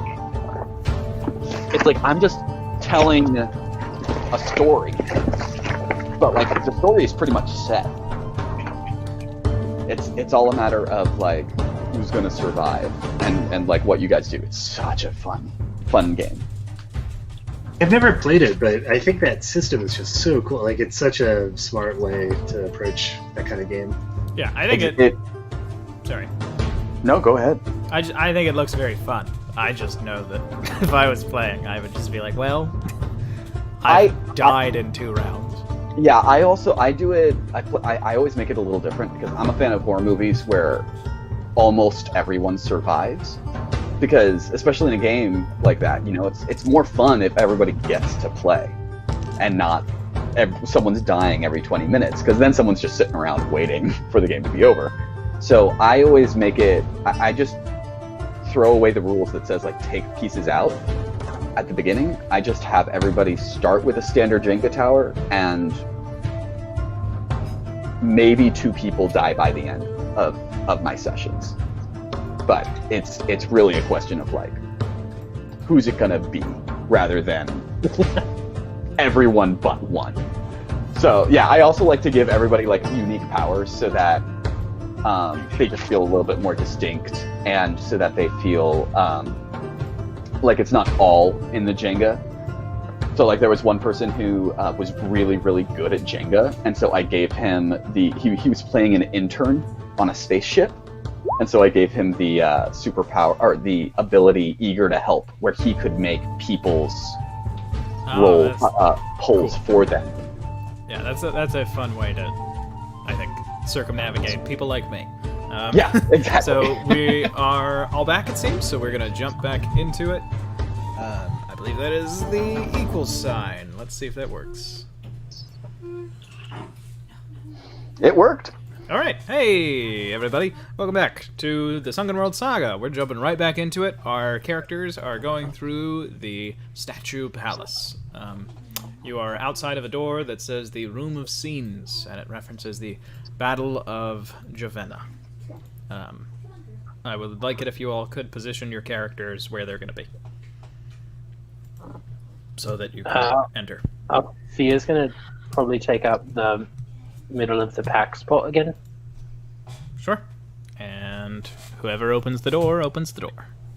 Oh, I'll give it a shove. I'll move the hand out of the way for Marahim. Sure. Or sorry, not for Marcus. You open the door, and the door does open all the way, but you hear it, like, sort of seem to catch and hit against things as you look in here, and you see that all over the floor, almost every inch, is covered with broken statues. Broken Legion statues. Towards the other side, you see a bunch of statues that seem to be sort of, kind of like in plays that depict the formation of the Empire, the costume of the Amancia people, the Amancia tribes and their knights.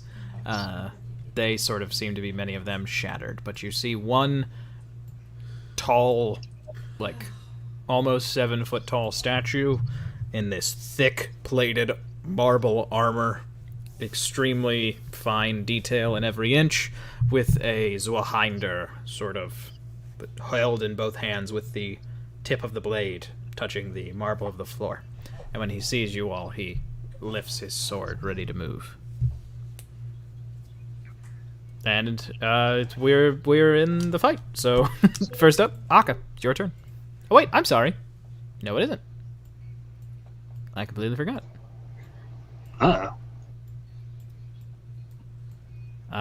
This guy gets right here, and his sword has reach because it is about 6 feet long, and he is going to take it and just try and stab you, Akka. Oh shoot! Okay, that is a 17 to hit. that hits. Okay. You take 11 points of piercing damage. Ooh. Ouch. And then he is going to bring it back, and you see he has the time to attack you, but instead it seems like he gets ready to do something else. Okay. Next up, now Akka, it is your turn.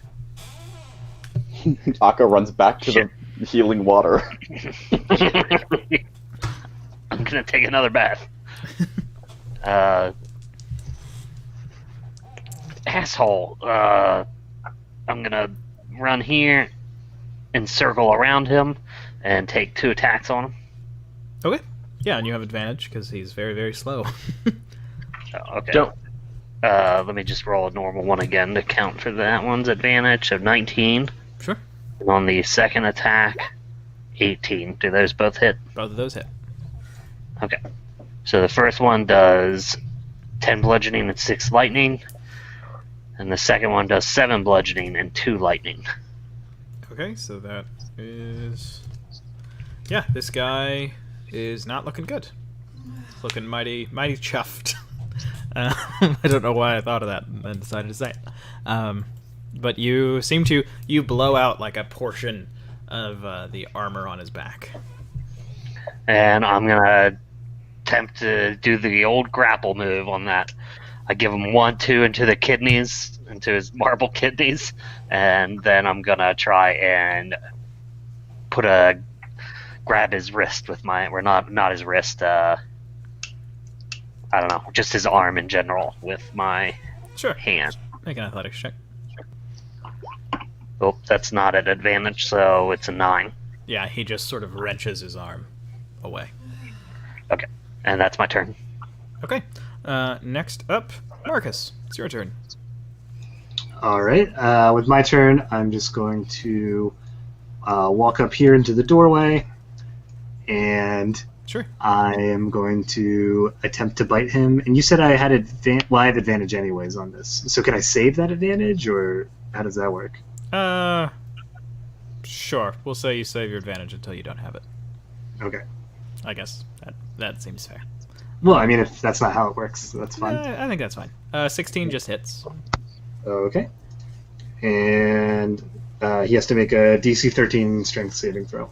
And he takes 6 points of piercing damage. Okay. He makes the save, but he takes your 6 points of piercing damage, and he is bloodied. Enough of his stone has been knocked away. Nice. All right, that's my turn. Okay, and Marcus is blocking the doorway, so you cannot see the. Yeah, I can't move any further. So, Marahim, it's your turn. You do not have line of sight on this knight. I can't get through the doorway either. Doesn't seem Well, like it. Not enough room. Technically, you're allowed to let allies move through your space. But Right. Marcus has to squeeze himself through these doors.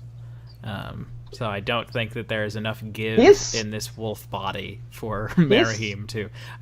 I'll tell you this. Standing, though, right? I could look under his legs, right? Yeah, you would have to crawl. Okay, I'm going to get prone. Okay. And if I'm prone, can I see him? Yeah, you can see him. So the hand collapses into the ground, and you just see a little rumbling, and you feel a little shifting under your feet, Marcus, as the stone erupts off to the side over here and grabs at this guy. Okay. As your hand goes into the ground, you see... Oh, wait, actually, it doesn't grab at him. Sorry, that was my mistake. Because I can only move it or attack. So, you don't have to make a strength save or anything. Okay. As your hand snakes under the ground, you see the sword that he is holding. You see very, very finely carved along the blade. There are just these small grooves. You only notice them because they light up, taking on red as they go. And when your hand comes up out of the ground, he uses his reaction to just stab at it with his Zwahinder, and you feel your... That's not how you pronounce that word. You feel your concentration be severed, and your hand crumbles away. So it's like it broke. It's like a dispel magic sword or something. Kinda. That's kind of what it is. Next up, it is Agilhus's turn. He doesn't do anything. Althea, it's your turn. I am also gonna lay on the ground and get prone. Sure. But I'm gonna moved up and be like laying down right behind Marcus. Please don't back there. spot. And then I'm gonna pew finger gun and Ray of Frost, which is just going to be a straight roll, right? Because if I'm prone... Yeah, but you have Maybe advantage disadvantage. from the... Yeah. Yeah. Cool. So go back to normal. And now let's hit that Ray of Frost right there. So 13? No, I feel like that's not going to hit. 13 does not hit. It actually, like, on the knockback from breaking that stone hand, he accidentally swipes through your frost. Well, that didn't work. Can I get back up? Yeah. Cool. That's enough of you. Or, well, actually...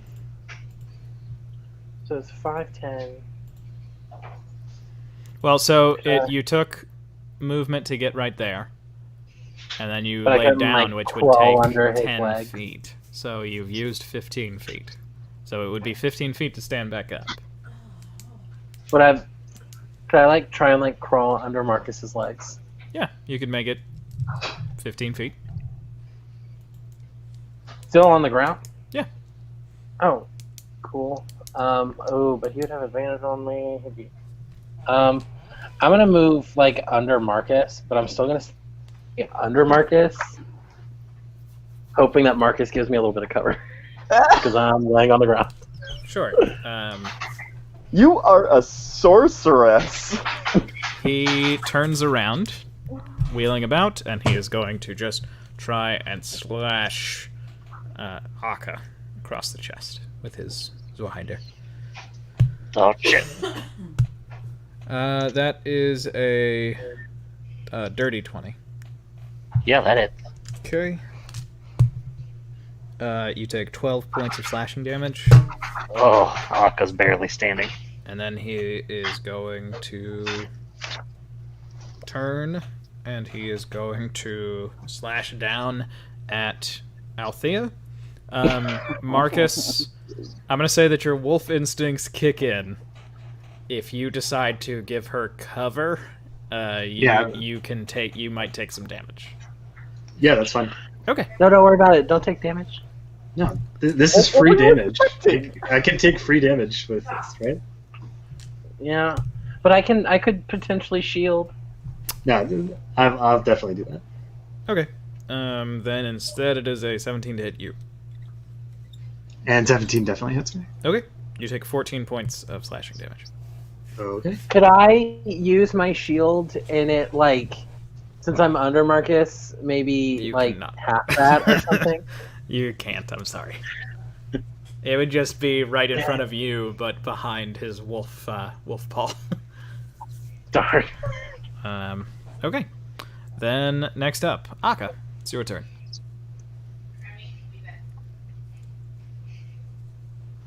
Okay. Just gotta try and end this. I'm just gonna start wailing on him. Yeah, sure. You have advantage because he's facing the other way. So 17 doesn't hit, but yeah. Okay, so it's actually an 18, and then for my extra attack, 22. Both of those will hit. So that's gonna be interesting. 10 bludgeoning and 10 lightning damage. Okay, last legs as you tear through it, and he's actually like you cut through like a portion of his arm, you just blow away, and then a portion of one of its legs, you just like tear, so that he is like barely able to stand on his janky half leg. Nice. And then I'm gonna move here, and I'm gonna flurry of blows. Sure. Spend a key, and roll 2 unarmed. Okay. Do this hit? 23 does hit. 21 does hit. Okay. And you just sort of... Well, how do you destroy this statue? So literally, like, I go on its back and I just punch into each of its shoulders and like watch them like shatter. And so then I go to its side where its like main hand is on its sword, like its power grip hand, and I'm just gonna hit in the armpits under it to like knock the arm completely off. Yeah, nice. And you do. And it just crumbles. And there you go. This room is just a bunch of dead statues of soldiers on two sides of a war. And then Akka turns into Danny Glover and says, "I'm getting too old for this shit." I'm gonna stand up and dust myself off. Can I actually look around this room? I know that you've mentioned the paintings a couple of times, and I wanted to not waste my hand, so I didn't look around. But can I like see what you mean by like the paintings are a little bit better? Yeah, just the paintings in here were like bad realism paintings. Oh, okay. And these seem to have like a little bit of like more style to them.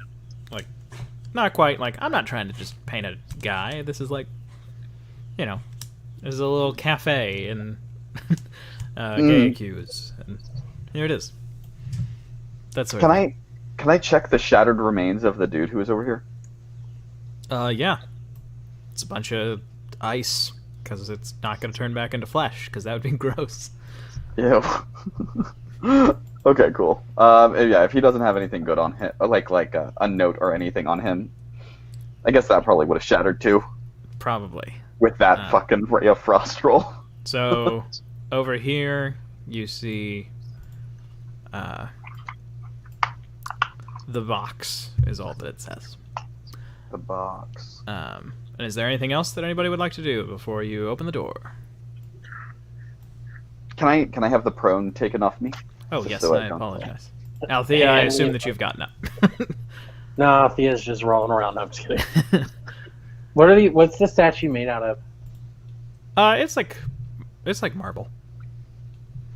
Can I take like a couple pieces off the ground? Oh, can I investigate the sword? You can. Yeah, make a Arcana check as you look at the sword. And Marcus... I'm just gonna take a couple pieces of marble and put them in my pocket. Sure. And Marcus, you can hear a little bit of talking on the other side. Okay. Yeah, I have advantage on hearing or smell, so maybe I'll just make a perception check. Sure. So Marahim, an Arcana check, and Marcus, a perception check. Yours with advantage. Only a 12. Okay. I'm gonna use my first portent of the day. I rolled a 13 for that one, and so it's gonna be 13 plus 8, so 21. Okay. Well, so looking at it with your remembering the stone spirit magic, you know that this sword would not be usable now. Mm-hmm. Basically, this spell, once you destroyed the main bulk of the statue, stopped working on the sword, so it no longer works like a normal sword. But Okay. you actually can recognize some of the runes as Javenin, like Amonsian magic. Mm-hmm. That was essentially the like sorcerers, witches, sorceresses, warlocks of the Amonsian tribes basically did not really do offensive magic when Hallandor began their invasion, and they tried to develop some, but most of what they did was find a way to basically undo Hallandor magic. Ooh, can I? I know this is a weird ask, but wizards are a weird class. Can I like jot down those ruins or like collect the pieces of the stone? You To could do try and, like a rub, like get some charcoal and Yeah, can a I? piece of parchment. Can I? I'm just gonna shout over to everybody. If you all don't mind, I'd really like to gather this. It's for science. Okay, I see you're hurt. Do you want to grab another drink from the fountain? And, I'll give it a try. Oh yes, And he so I runs figured out over to it. Okay, yeah. yeah, so I'm gonna get a rub just because I feel like I can maybe get a spell or something out of this Sure. eventually. It is a D6 this time, just a single D6. I was also gonna do it. Sure. So, what should I call that in my notes? Just like a Call it counterspell. counter spell scroll. It's mostly just Marcus backwash at this point. And when you say that, I'll lick your face afterwards. And there's more like just pure slobber all over you. But Marcus, when you return to the door, you hear that conversation. I want to give Marcus some scritches behind the ears and say, thanks for protecting me, buddy. Yeah, and I'll like my leg will start like doing the. Okay, and you get there, and you can hear. Well, it is a very delicate procedure. You do not rush to something of this sort. And I will remind you that only my sister and I would be able to help you with this. Very well, just... Please continue. We don't have much time. I'm certain that... They've sent someone. The little knights, they've grown weary of waiting for us outside of the temple, so just hurry, if you can. And that's basically what you hear before, twitch muscles sort of push you on. Cool, yeah. I mean, I don't really understand if I'm opening these doors or if someone else is opening them for me, and I just think I'm opening the doors. But I'll use Meg's hand to open the door, but he definitely Marcus thinks that he. Yeah, exactly. My dog can open my pantry. And you open the door, and it is a large ritual chamber. There are plaques, paintings, small chairs that are not quite big enough for somebody like Akka to sit in, but for a very small person, it would be very comfortable. And you can see there is one robed man in a mask with a longbow.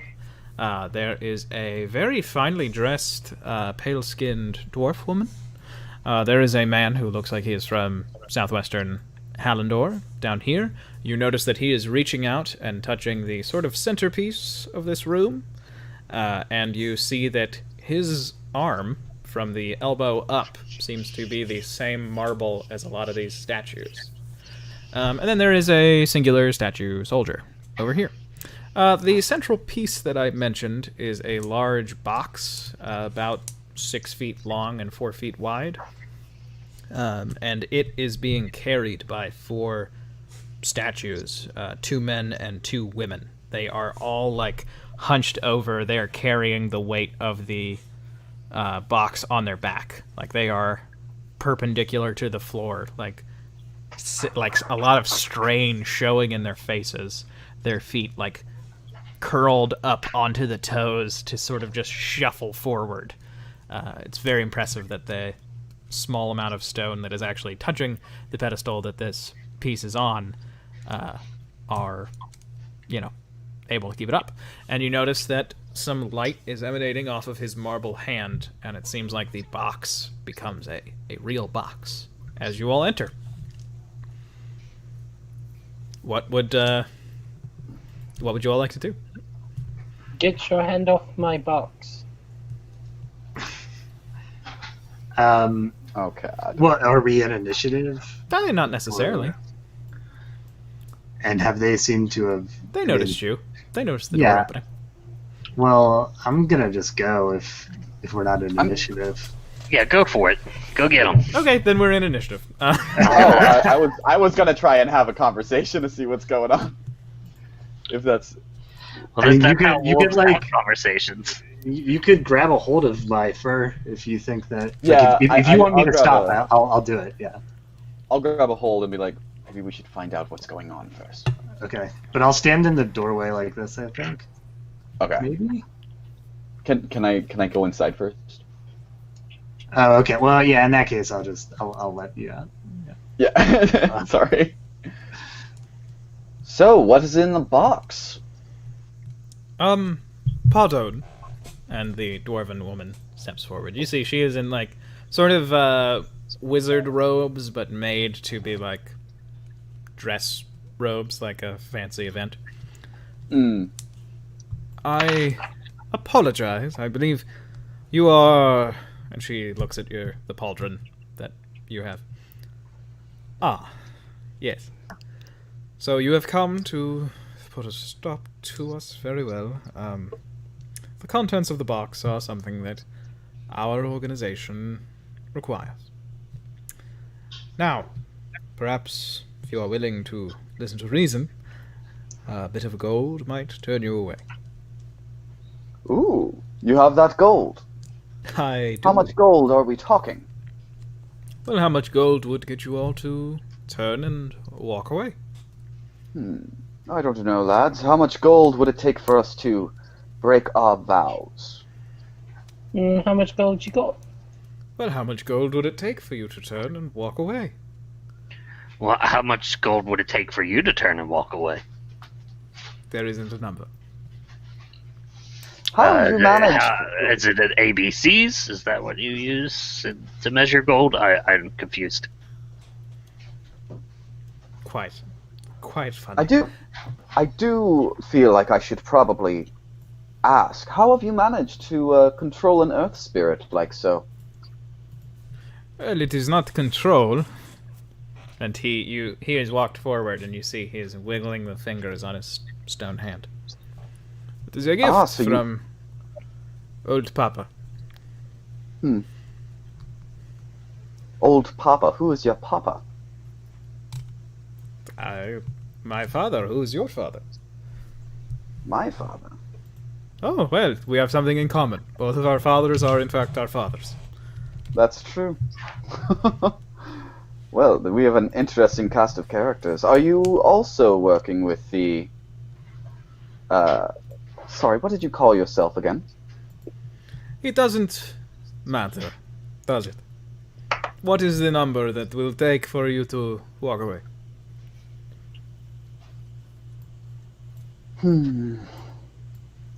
Well...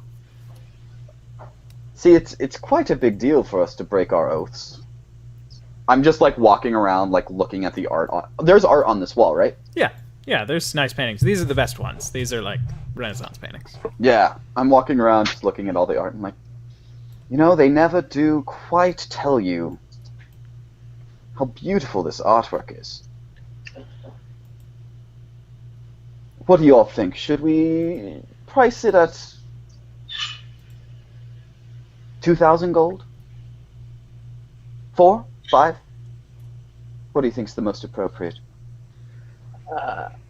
Althea's gonna pretend like she's looking at the art on this side. And then go to, like, move. Yep, this statue is keeping itself right next to you. Right. And they are going to move. The gentleman with the stone hand, who you notice is dressed like the most fashionable dude from Hallandor. Like, pointy shoes, green breeches, a nice little, like, short tabard over his tunic. And he has a very thin, Are you one of... Sorry. long sword at his side. Sorry, what were you going to say, Akka?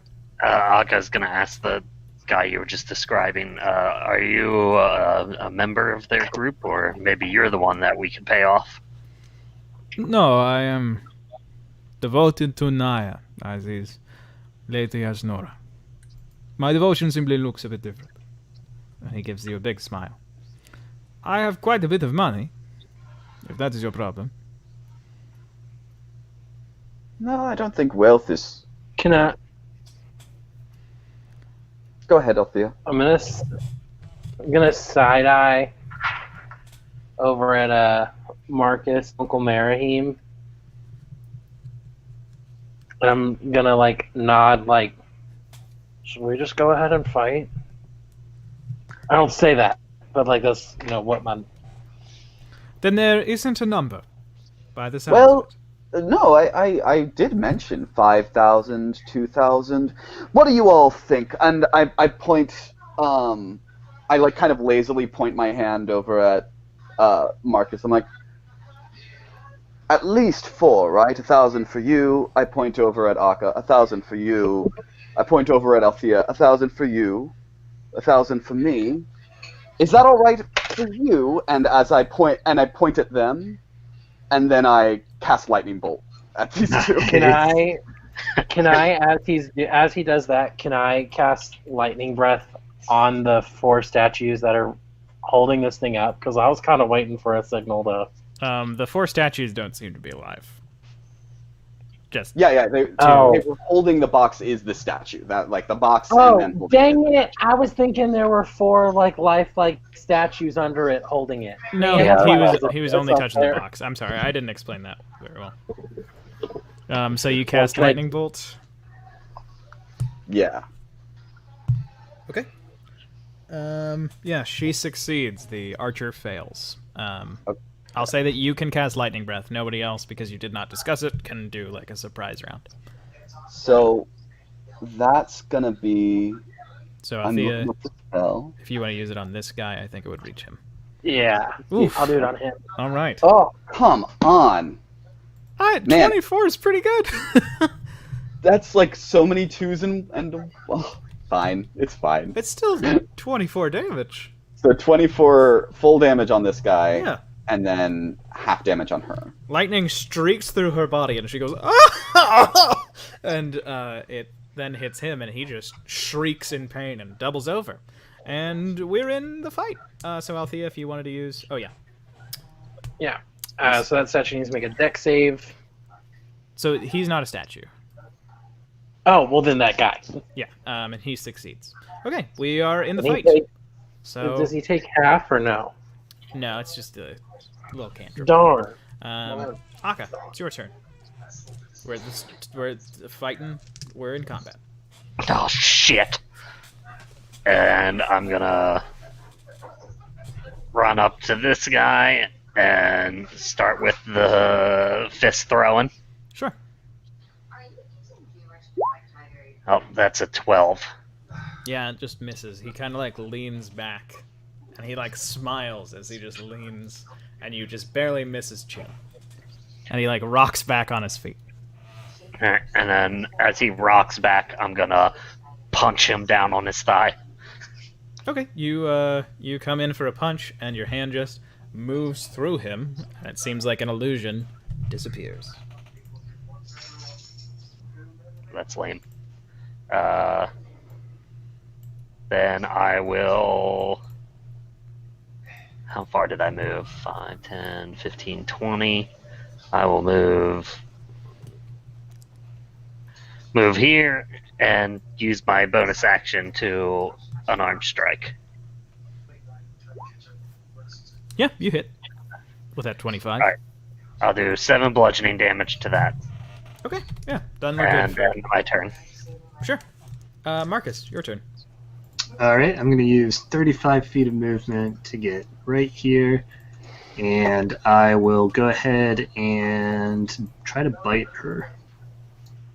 And that's a 12 to hit. 12 does not hit. Okay, that's my turn. Okay, so you just get right in front of her, and you go to bite at her, and I think you, like, tear at her wizard ropes. Sure, yeah. You basically do what you tried to do to Marahim to get him to go inside. I get it. I get slobber all over her, is what you're saying. Yeah, basically. Okay, next up, it is Palgius's turn. But where is he? Where is he? You see, basically, out of nowhere, 2 versions of him appear over here, against this wall. Over down there. Yeah. And the 2 of them... Oh, wait, I'm sorry. I did not change their layer. Oh, no, I did. They're there. They're down here. And the 2 of them get right up here next to you, Althea, drawing swords as they come. Both of them attack in unison. You cannot tell which of them is the one that is going to be making contact. And let's see. He swings his mighty sword, and it is a 13 to hit. First attack. Nope. Okay. And second attack, it is a 19 to hit. Shield. Okay. You cast your shield. What does it look like? Little a big lion's head, a spectral blue lion's head, comes up and forms around me, and as it's like roaring, and whenever its jaws come down, it comes down on the sword and stops it just like right before it would like smack me. Okay. It has it in its mouth and it goes. "Arr." Yeah, nice. And he kind of smiles, and it's both of the swords, and both of them kind of pull their swords back. Okay, Marahim, your turn next. Yeah, I'm gonna stick with what I'm good at here. I'm gonna cast Maximilian's Earthland Grasp again. Right here. Right where? Okay. Right there. To grab her. Sure. What's your DC? It's a 16 strength saving throw. She just beats it. I'm gonna use luck to make her re-roll a strength save. Okay, nice. Spirit versus, Spirit's friend. Same roll. If you can believe it. Yeah. Well, okay then. It's still right there. Yeah. And then I'm gonna use my movement to... I've got 30 feet. Oh, but she's a wizard. I don't want to... Yeah, I'm just going to go ahead and, like, step over here so I can get a better eye at everybody. And just... I'm just going to go... Sorry about your busboy. Oh, it's alright. We have more of them. I figured. And next up, it is Agilhas. He comes forward, is going to fire at the statue. He misses. His arrow zooms past this guy's head. Then next up, Althea. I'm going to cast just Ray of Frost at... Oh, wait, there's the one in front of me. Not gonna cast Ray of Frost. I'm just gonna lightning breath those guys. I don't know which one to hit, so I'm just gonna at both of them. Yeah, fair.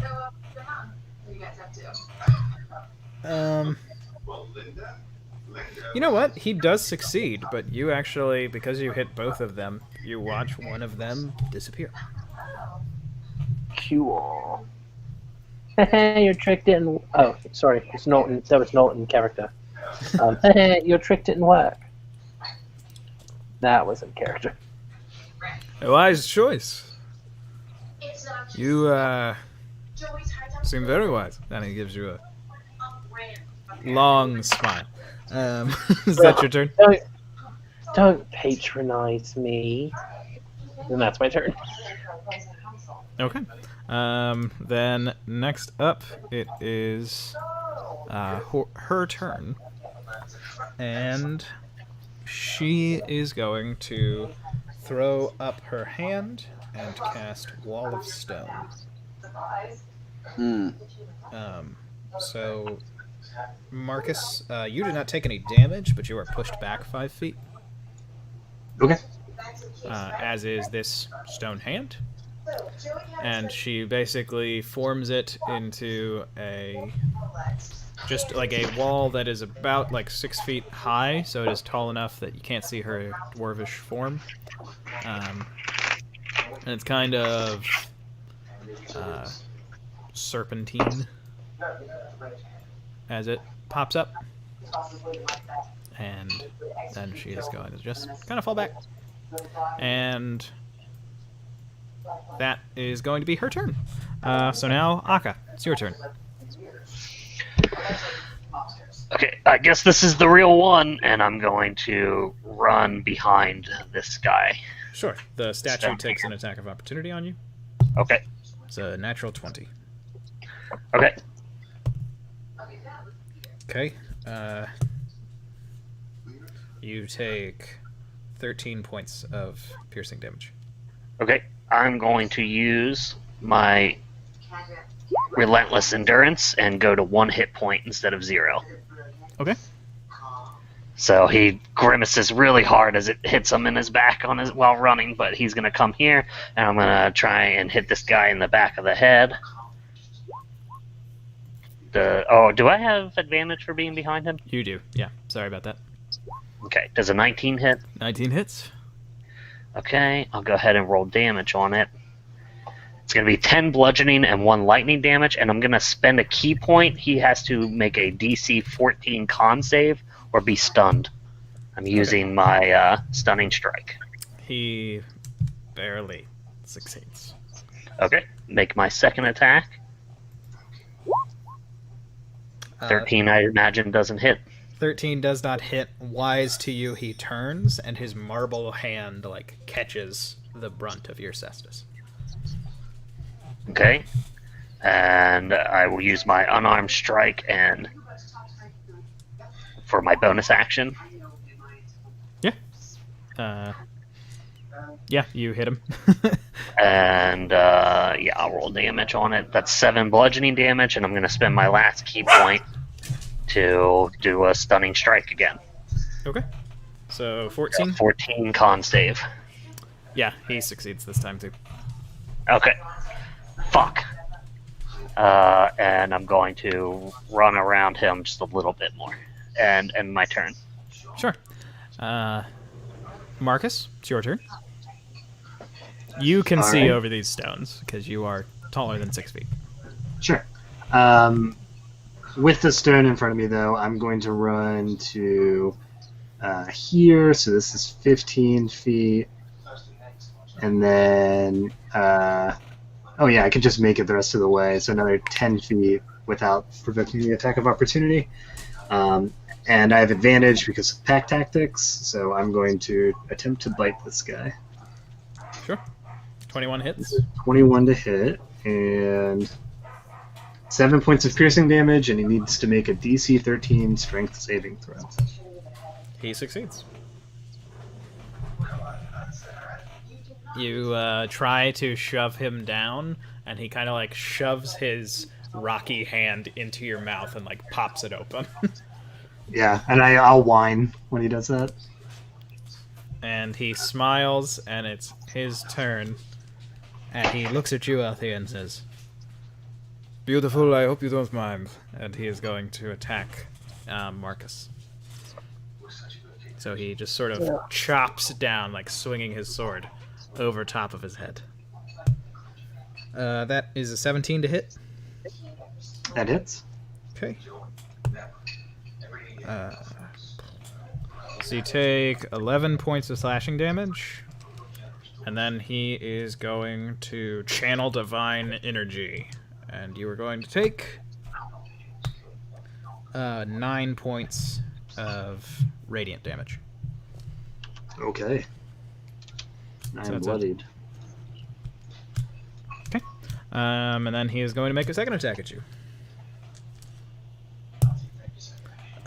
This one is a 15. That hits too. Okay.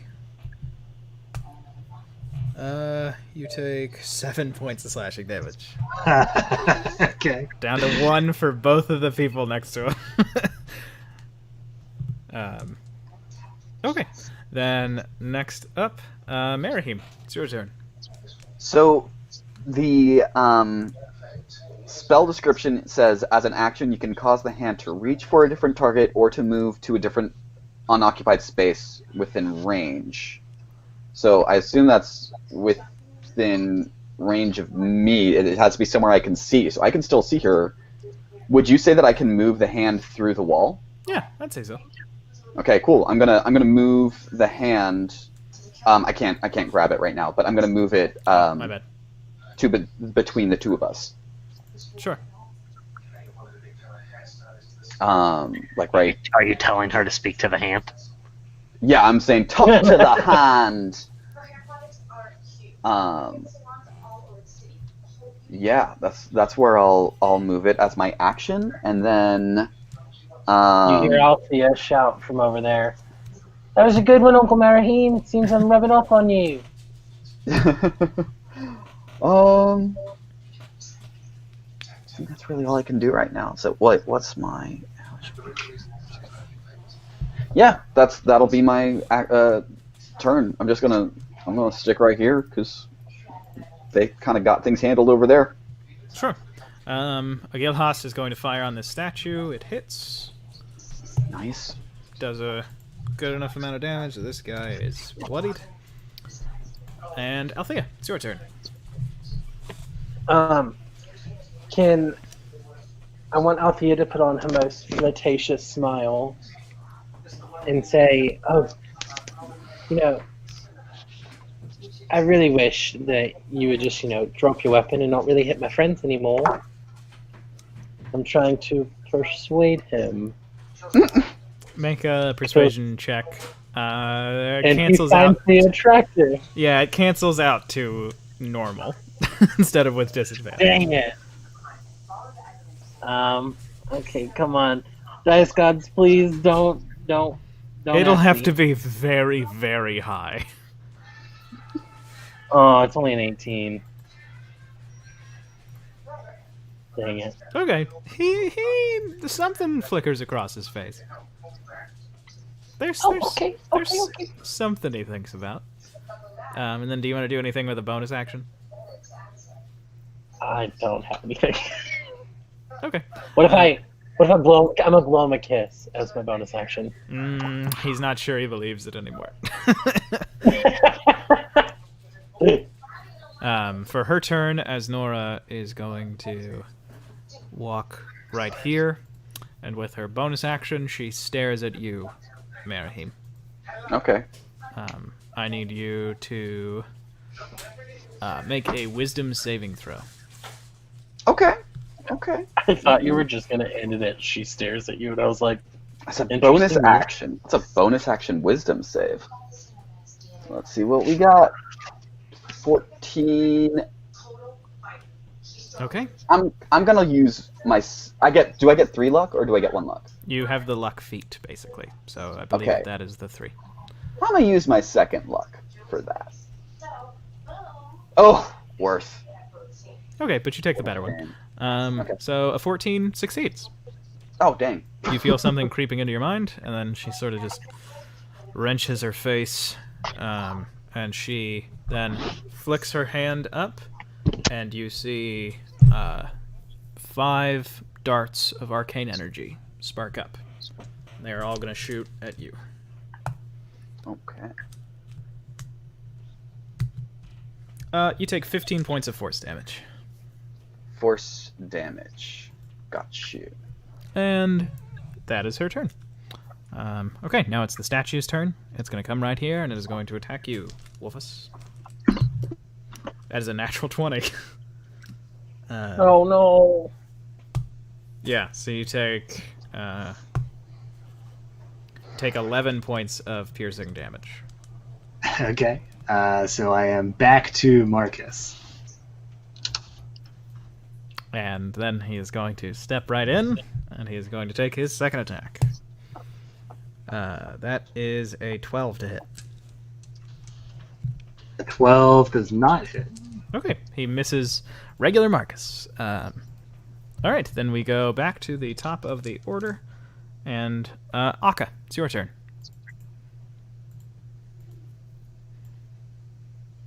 You might be muted.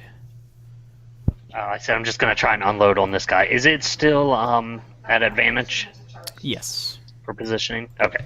So 26 26 hits. and 20 for the second one, and I'm going to use my bonus action to unarmed strike. Is a 17. Okay, yeah. All of, the 17 misses. The other two Okay. both hit.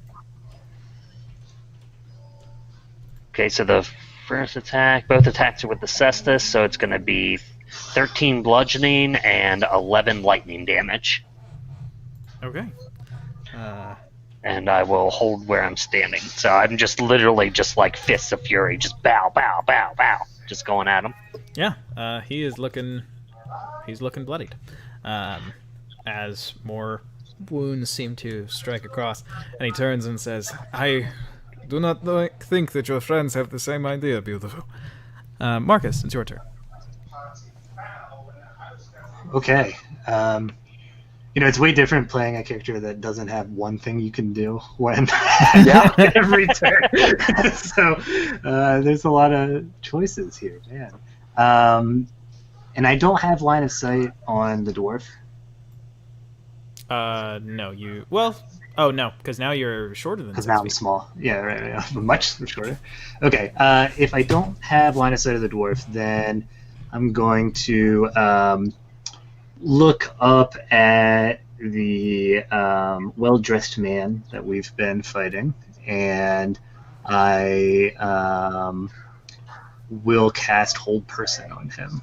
So that is a DC 16 Wisdom saving throw. Okay, he succeeds. He is. You all are Yeah. hitting him pretty easy, but he is. You were having some trouble getting him to take some effects. Yeah. Okay, and that's my turn. Okay. For his turn, he is going to cast Mass Healing Word to start. Dang it. Well, Yeah, I mean, it's not as good as it could have been. The statue, you watch as it takes some of the dust from the floor, and it basically seems to, like, reform. And then he is going to turn, and he is going to attack you, Saga, swinging his sword at you. That is a 17 to hit. That hits. Okay. You take 13 points of slashing damage. Okay. Akka falls over unconscious. Okay. And then he is going to wheel about, and he is going to hit you, Marcus. That is a 16 to hit. 16 just hits. Okay. oh no. So you take 12 slashing damage, and then he is going to again channel Divine Energy. So you take 12 slashing damage and 11 radiant damage. 23 And damage. I'm down now. Okay. No. No! And that is his turn. Merihim, it's your turn. All right. Yeah. I mean, I'm gonna. She needs to make another strength save. Sure. She has failed this one. Just failed. Okay. So 2d6 14. damage, 9 damage, and she is restrained. Okay. She kind of rolls and doesn't take all of that damage. She is restrained though, right? She's restrained, but So how does she roll? she kind of just like squeezes away from the like emerald pinky grip. Okay. It's uncanny dodge. Got you. Okay. And then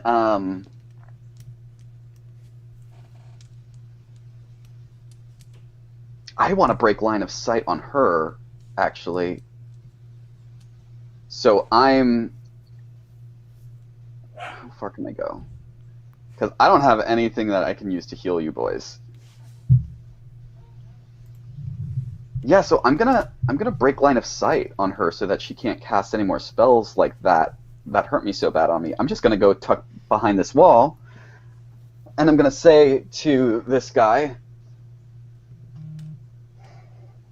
"Fellow spirit, I don't think that we need to fight each other, do you? Given I did strike the first blow, but you don't seem to be the unreasonable sort, unlike your friend." Not unreasonable, but not too forgiving. That's going to be my turn. Sure. Agilhas's turn next. He's going to come here. He's going to attack this statue. That hits. And they're back to bloodied. With that damage roll. Okay. Next up, Althea. It's your turn. In a fit of anger and despair from seeing her two unlikely friends, fall, she's going to start to cast Chaos Bolt at 2nd level. I just put that up for 1 second. But as for her bonus action, she's going to use the tempestuous magic, and it is going to make her fly back 10 feet without provoking an attack of opportunity. I'm going to move back here, And then that's when she's going to cast Chaos Bolt, so that it is not at disadvantage. Sure. Since she's not right up on him. And that is going to be a +8 to hit. So I'm going to roll the d20 +8. So it's a 27 to hit. 27 hits. And since I'm casting it at a second, so the first one is going to be the first 2 d8s. The first one will determine the type. So it's an 8, which means it's going to be thunder damage, fitting for the character. Nice. And That should get a It is bonus going- then, right? Wait, was it thunder damage? then- Did you say? It was. yeah, Which one of them did you? Okay. I no, was hitting this guy, Right, okay. and then it's also 2 more d6s. So a total of 18 thunder damage Okay, so he takes that 18. on this boy. Yes, he takes that 18. He is not looking good. The thunder damage seems to resonate and hit this statue, and this statue is gone. Seemingly the boom crushing it and sending it to shreds. And then I'm gonna run back up at him, so that hopefully I'm gonna say, "Hit me!" Sure. So hopefully he doesn't hit either of my friends who are on the ground. Sure. And that's your turn? Yeah. Okay. You, Merahim and Althea, you watch as, sort of between you two, a illusion seems to flicker into being. Uh-oh. Oh no! And you see the wizard, Caladrius. Oh god, this Fucking bitch. guy. And he walks forward to right here. And he says, "Up, boys." And Marcus and Akka, you both pop up with 18 hit points. Oh my goodness. What? Never gonna complain about Deus Ex Machina ever again. Yeah. And I had this fucking planned. That was clear. He reaches out and grabs Palgius by the chest. And something happens, you're not sure what, and then the illusion flickers and is gone. And hey, you all are both awake. You're both prone, but you're awake. Nice. And she is going to try to break out of your hand, Merahim. Okie-dokie. I did have that planned. I realized when both of you went down before it triggered that it was going to seem like I didn't have it planned, but I did have it planned. I believe you, man. She did not No, I break mean, out. I believe you. Nice. And that is her turn. Okay, so now, Akka, it's your turn. The hell? I'm gonna use half my movement to stand up. Yeah, that did not feel like when Marcus heals you. I'm just gonna try and finish this guy off, or at least do something else to him. I don't know if that's at advantage, actually.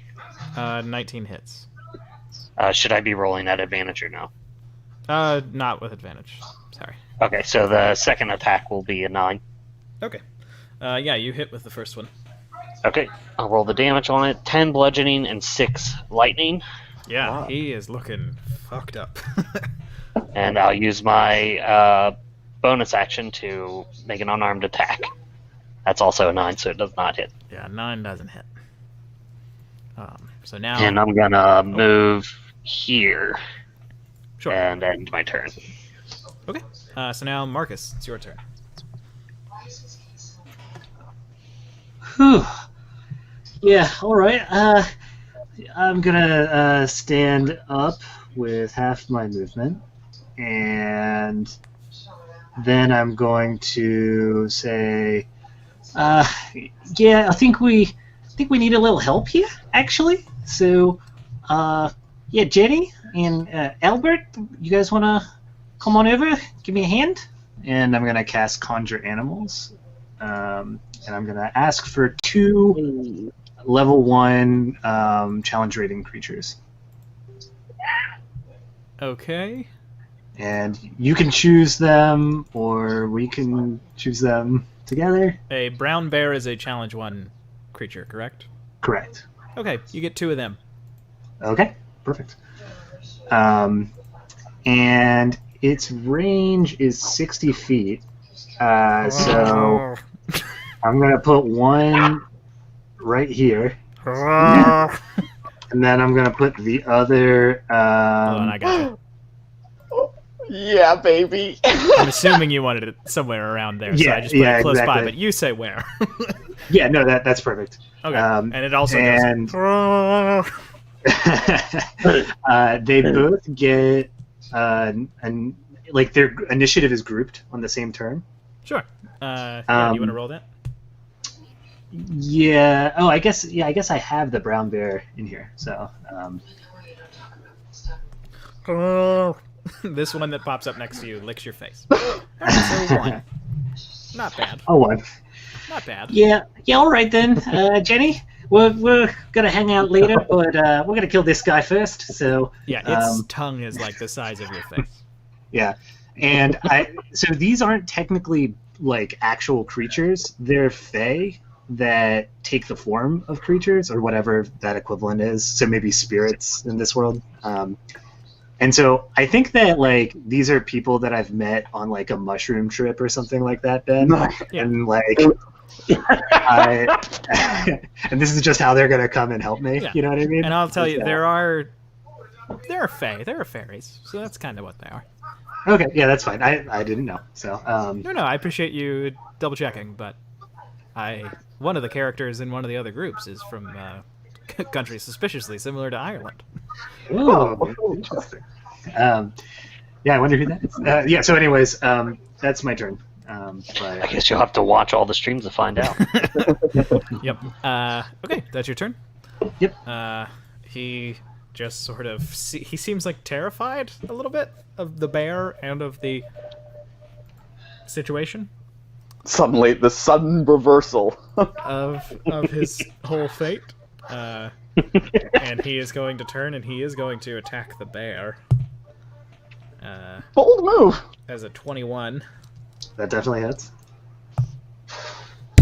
Minimum damage, though. So he does 8 points of slashing damage. Okay. And that's all that she takes. And then he is going to turn. And he is going to attack you, Althea. Oh. That's a natural 20. Ooh. Ooh, no. Yeah. Yep, that hit. Okay. You take 15 points of slashing damage. And 8, 11, 17 points of radiant damage. 23, nope, 33 points of damage total. Oh shit, you're down in 1 hit, aren't you? No. Oh my god. And, okay, and that is his turn. Next up, Merahim. It's your go. I don't know if I saw that over the giant bear. Probably not. But I mean, that would it's a definitely- normal-sized bear. The bear is... It's not like But a it's a- dire bear. It's like a The normal brown bear. I don't So know that's how a tall- big. You'd also be able to see over Marcus. That's true. Oh, okay. I'm very small now. It's the first time in what feels like weeks that you've seen Marcus at his normal size. Yeah, I think that seeing that, I walk over here, and I'm gonna toll the dead on this guy. I'm gonna say, you should not have done that, and cast Toll the Dead. So make a Wisdom saving throw, please. He fails. Okay, that's going to be 2d12 necrotic damage, which Yeah, boy. might not work well on him now that I think about it, but we'll see. So 13 necrotic damage. You hear like dong, dong, dong, and with the third dong, his stone hand shatters. Yes, And a third dong is always hard. He falls back, dropping the sword from his hand. We could have learned so much from each other. And I'm going to say, I have her held up pretty tight. Might want to finish this one off too. And that is Merihim's turn. Agilhas. I guess, yeah, you do have movement. 4, and then 5, 6. Okay. Yeah, I'm just going to move back towards where I can hit her. Sure.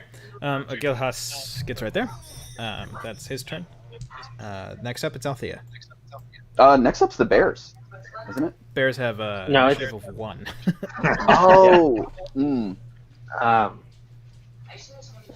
Just a point of clarification, when he hit Althea stared him in the eye and did not blink.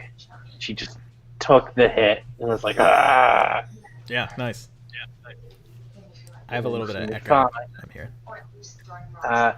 Would I be able to move through the bear space? He would allow No. you to, yes. Oh. Yeah. He's not stuck in a doorway. 15, 20, 25, Gotcha. 30. And how tall is this wall? 6 Again? feet. It's 6 feet. It's 6 feet? Okay. I have a If I little were bit to of echo. For me, I don't know who it's on. I hear it in my voice. But you can go ahead and say what you were wanting to do. I'm sorry.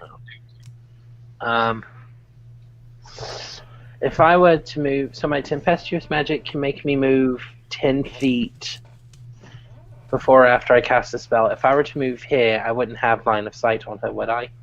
She would be considered to have partial cover, but then with her being held by the stone hand, it would just cancel out. So if you wanted to make an attack, it would just be normal. Alright.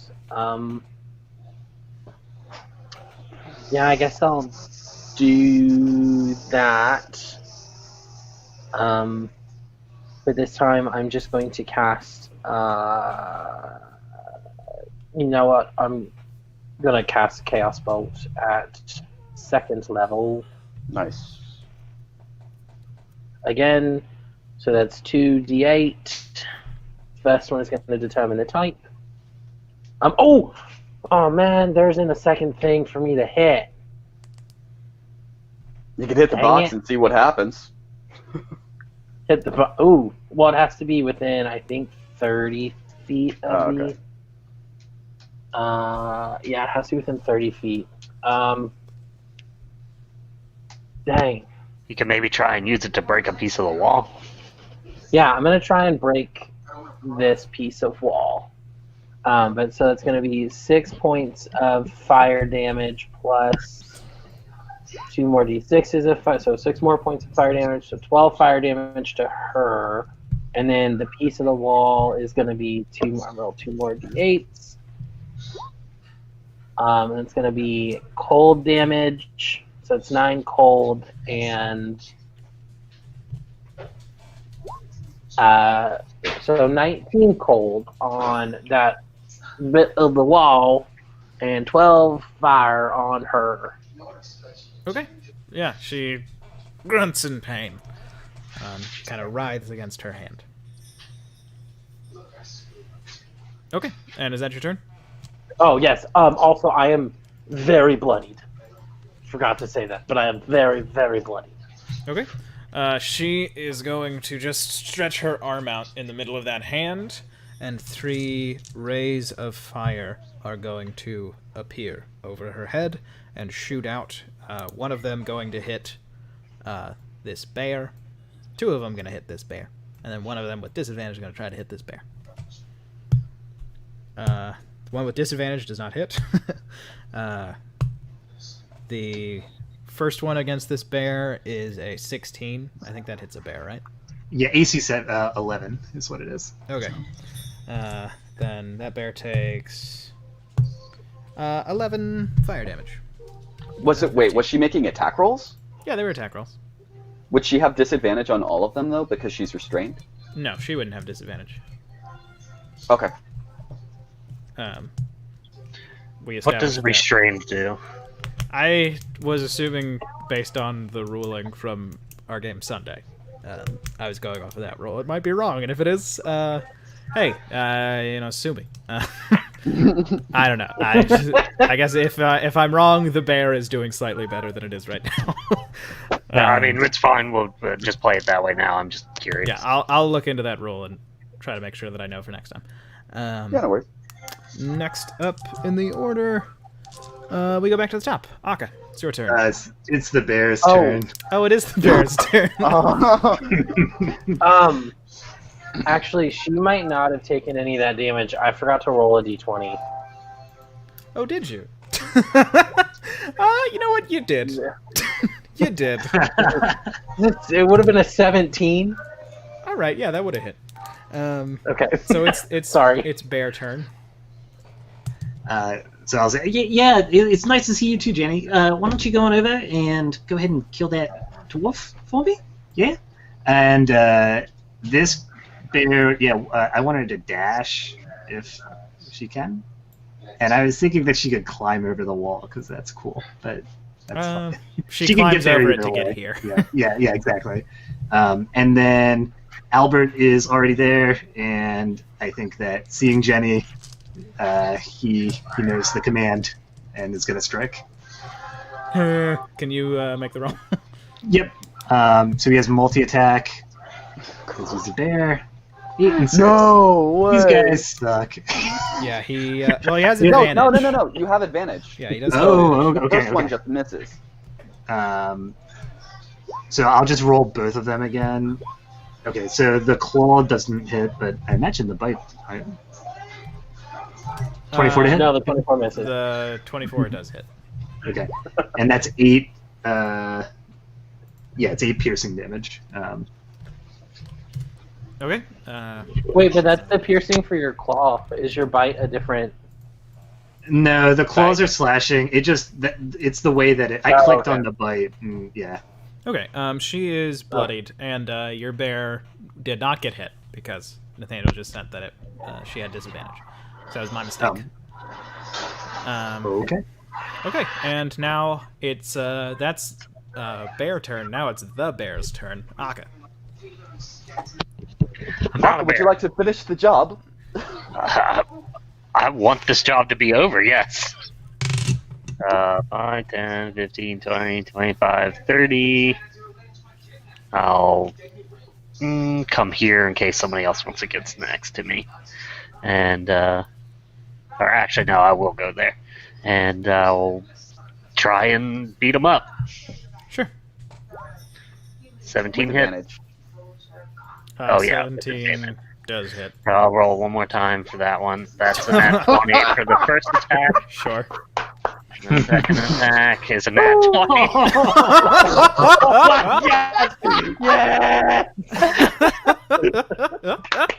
Thanks for restraining them.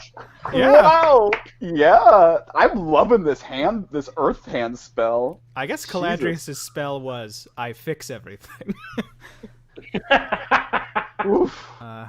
So that is, what, 13, and then 9 plus 9, so that is 13 plus 18, so that is 31, plus 12, so that is 43. Hey, guess what? Hey, Aaron, have you checked the stream? Are you all aware that she had 43 HP? No. That's so good. As Aka comes over and just with his remembering extreme punching maneuvers from your day as a pit fighter, you just grung grung and wrap her across the jaw, and she is down for the count. She just hangs limply in this hand that's like one of those fun chairs that you can get at stores. Yeah. I never thought I'd miss a hand so much. And that is the combat. You are now in this room with 2 bears and a big stone chest. This door over here opens, and you see one of the robed, masked men. Then he just turns and runs back.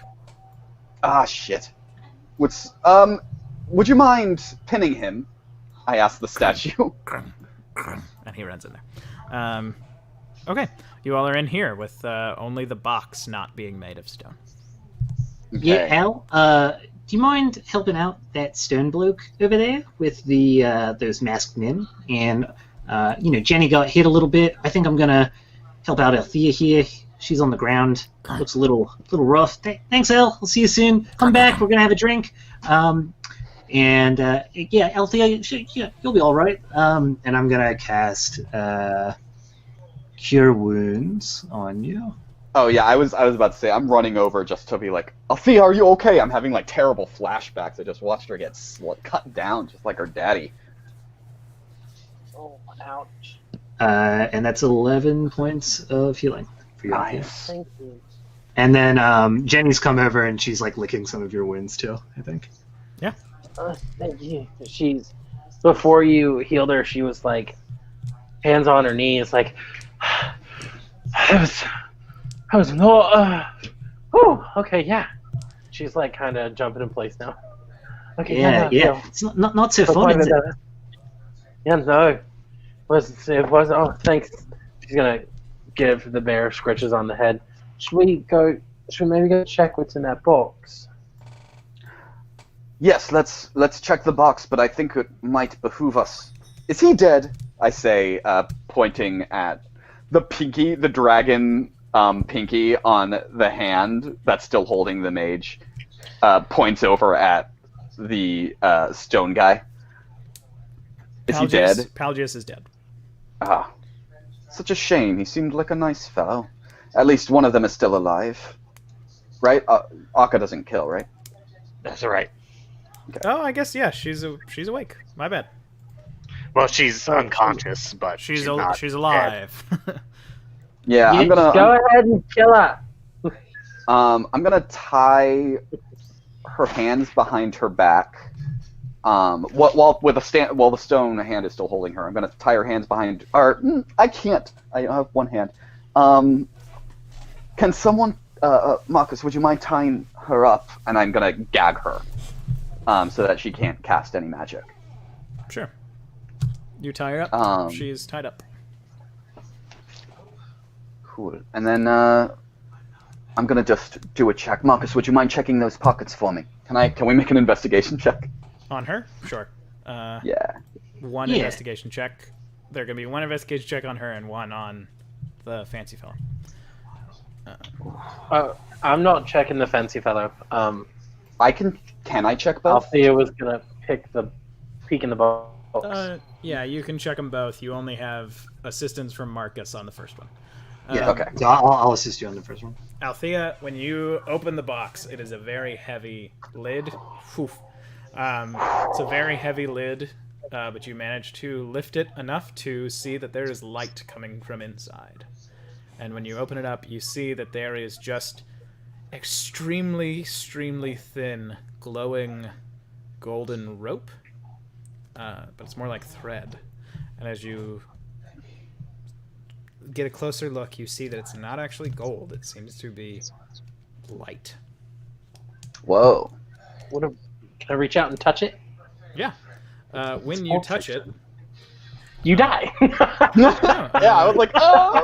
No, when you touch it, Althea, you gain 1 wisdom. Ooh! That's fun. So with your... with your natural 20 to search her, you find she has 7 daggers hidden around her person. 7 daggers? Yeah. Jesus. They're all throwing daggers, perfectly weighted. And then she has her pairs of gloves. They're like these brown sort of satin gloves. And you notice that the fingers seem a little weird. And when you touch them, they seem similar to the texture of a whetstone. They are they're a magical item that gives you a +1 on any missile ranged weapons that are touched by them. That's cool. They require attunement. There we go. That's what you find on her. And then you can I thought she was a wizard. Oh, she was. She had some rogue stuff going on. You can make another investigation check on Pelagius. Yes. Althea, Althea, Akka, you feel like there is something extremely powerful in this thread. Can I take it? Like, can I get it out of the box? Yeah, you lift it out. What were you saying, Is there Mary? anything under it? There's nothing. Akka, would you mind holding him up for me? He's kind of all over the place right now. Wait, did you ask me that? Yeah. Just to give me a hand with the investigation so I get advantage. I'm gonna cast. like, Oh, wait, hold on. I have a Corpses, familiar. I always forget that I have a familiar. Okay. Oh, I got guidance? Yeah, I'm gonna cast guidance on you, and I'll just be like, Yeah, you'll be fine. Just go ahead and have Akka prop him up like that, and make sure to check that pocket there. Akka just uses his foot because he doesn't like the idea of touching corpses. And the crow, my crow flies in. My what did I call my crow? Like Larry or something. Flies in and starts pecking through his pockets. So, Sure. investigation. 26 investigation. You find 1 healing potion, regular healing potion. Nice. You find 400 gold. Ooh. And you find a pair. You find 1 note and 1, basically what looks like a business card. If you all will check your journals, Ian, would you mind reading the lover's note? The lover's note. My journals? Well, I'm so sorry. It Where pops is it? up on our screens if you click share? Oh, it is? Yeah, Oh, there it it popped is. up on my screen. Both of them did. Palgius, my darling, I await you in 3 days' time at the Crimson Eagle Prince. Your organization and mine agree that it is a splendid recruitment ground. And while I look more for your purposes, I also find many suitable subjects for our own. When you and that wretched sister of yours have finished with the business at the temple, and this little side business you mentioned, come to me, my sweet stallion. I long to have you twice more before the masquerade, at least. I enclose as well the entry price for such a night. Merihim, when he read the "I long to have you twice more," kind of like mumbles that so Althea doesn't hear. Love to have you enter as my guest, darling, but council members must maintain appearances. Use this to bring your sister or one of your little friends if you choose. Yours, Adelaide Valdius. And inside there is a black coin that seems similar to a coin of the Empire, but it has a featureless man wearing a wreath, laurel wreath, and there is an S that goes sort of through the middle and across the whole coin, and then there is a B on one side of the S and an N on the other. Interesting. Hey, Akka, have you ever been to a masquerade ball before? You know, No, with the mask? I haven't. I'm more curious about when is this masquerade? Does anybody know? It The doesn't- masquerade. I think in 3 days' time. Well, that's not exactly what it said. The card that you find seems to be a card for a business of sorts. Gardo's card. Crimson Eagle Prince Flight Ring. Fight What? ring. Fight Ring. 122 and an 8th Dead Man's Ward. Remember the legs of the centipede. It seems to be a code. And then If I'm at not the mistaken. bottom That's, it says, ask for Gardo. Oh, okay. Ask for Gardo. That's that's the kind of like way that you get into the underground fighting stuff. It's similar than when I used to fight. And Maybe if we People would put get our- an invitation and it would give them the address and the code word to get in. maybe together, if we put our heads together with your know-how and my, we can figure this out. You know, Because it's in code, right? you know that Dead Man's Ward is like the colloquial name of a street that is in the Okay. South District. Yeah, it's literally an address. Ah, yes, clever. I tapped my You hand. figured it out. You certainly did, Akka. Never Well, mind. I didn't. You did. You know, that big brain. Yep, so big. Yeah, I. So it looks like the keyword is remember the legs of the centipede. So if anybody wants to go see a fight ring, you can just go and use that code word, and they'll probably let you in. That sounds Yeah, like no, a perfect Just look like you plan. have money. I think we'd rather just go to the masquerade, right? Well, it says that's where The masquerade that's is. what the isn't it? note said, that they're meeting So- at this Crimson Eagle. She said, "I await you in 3 days' time at the Crimson Eagle, Prince." That's all she said about a location. She didn't mention the masquerade at this place. Yeah, no, I was just wondering if any of us knew about a masquerade and when it would be. No, you all have not heard of any masquerade in the coming days. Got you. I mean, all right. And I'm for gonna go out on a limb here, and let me roll something real quick on this guy that we got the note off of. I'm going to roll an insight onto him. So it's a 9. Yeah, I bet you it must be like an hour after they meet at this place if he's gonna have her twice. probably. Or I- him twice, whichever it is. I cover my mouth so Althea can't like look. Probably like at least 2. This guy seems like the type to take his time. Well, I mean, despite him not having a hand right now, he still seemed energetic enough. All right, and past your all's discussion about this, you see that Althea is holding golden thread. It looks like there are about 6 feet of it. Althea says, you know, so there was it seemed like a love note, but he was also flirting with me. What a piece of garbage. Like, if you're going to be faithful, you know? Truly the unscrupulous sort. Yeah.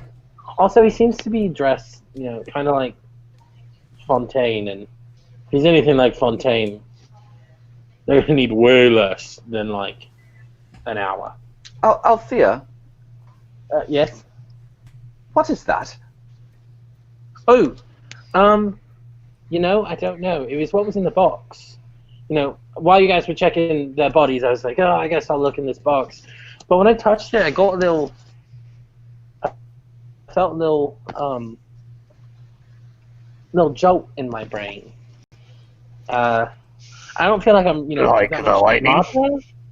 smarter. No, not really like that. But I don't, you know, feel, you know, smarter. But I feel like, you know, I'm more streetwise.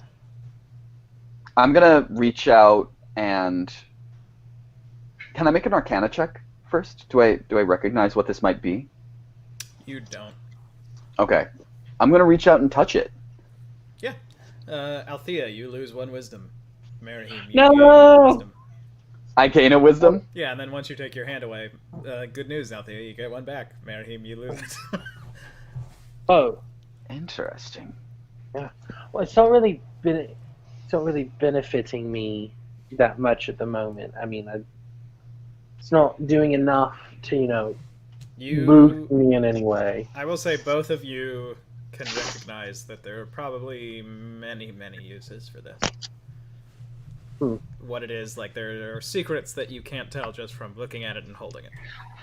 Oh, I know what it does. I want to try and, like, throw it at somebody. Like, throw one end of it at someone. No, give it to me. I know what it does. I'll hand it over to Alka. And I'm gonna wrap it around my waist and tie it off, and I'm like, it's a pretty cool belt. Akka, you gain 1 wisdom as you do it and think, this might not be cool. Althea's just gonna hold her hand back out. Alka. You have enough insight to recognize that this might not be in fashion. Well, I don't know. I've never been in fashion. I just think other things are cool. What? All Yeah. right, here. Althea, was that the only thing you untie found? it and give it back to you. I think it was pretty neat. I mean, having glowing light as a belt. I mean, you did Look into the box look and pretty see cool. if there's anything else in there. There's nothing else. Yeah, so I'm gonna be like, Hey, Jenny, you want to prop open the big, heavy lid of this box for us so that we can take a look inside? There is nothing else in the box once Jenny shoves the lid. Like, she just shoves it and the lid falls to the ground and breaks. Yeah, that's great. Thank you, Jenny. Is there a plaque I like for Jenny's this style. for this statue? Nope. Interesting. I want to try and like throw one end of the rope at somebody, see if it does anything. Yeah. You hit Marcus in the face, and he gets wiser for a second. Then it's gone, and it's back to you. If we get back to the temple, I can take my time in studying it and seeing if it has any other properties we're not aware of. But I think it might be valuable and might behoove us to take her back for questioning. We, just like before, right? We'll ask her questions at the bar. Because that didn't end very well. I really use a drink right now. Yeah. I think we're gonna have to make a pit stop on the way back. Can I please request, at the very least, that we bring her back to the Lion's Hope, and then go get a drink? Was there beer in like the mess hall, There's or always like beer. ale? Always beer, always ale, always wine. Isn't that why you guys joined in the first place? Because there was always drinks and food in the mess hall? not exactly, but it didn't hurt. It didn't hurt things. I mean, honestly, we could just question her in the mess hall, have some drinks while we're doing it, be surrounded by our people. In case stuff gets out of hand, they can help us out. Not that we need the help, because I mean we're all pretty capable of handling ourselves. I think. Then with my nat 20 on my investigation on her, I found every sharp object that she had on her, right? You did. Okay, cool. Because You were I very just realized she's a rogue. She might be able to get out of this. And did I find any lockpicks? Nope. Doesn't seem Okay. like she was that kind of rogue. Okay, cool.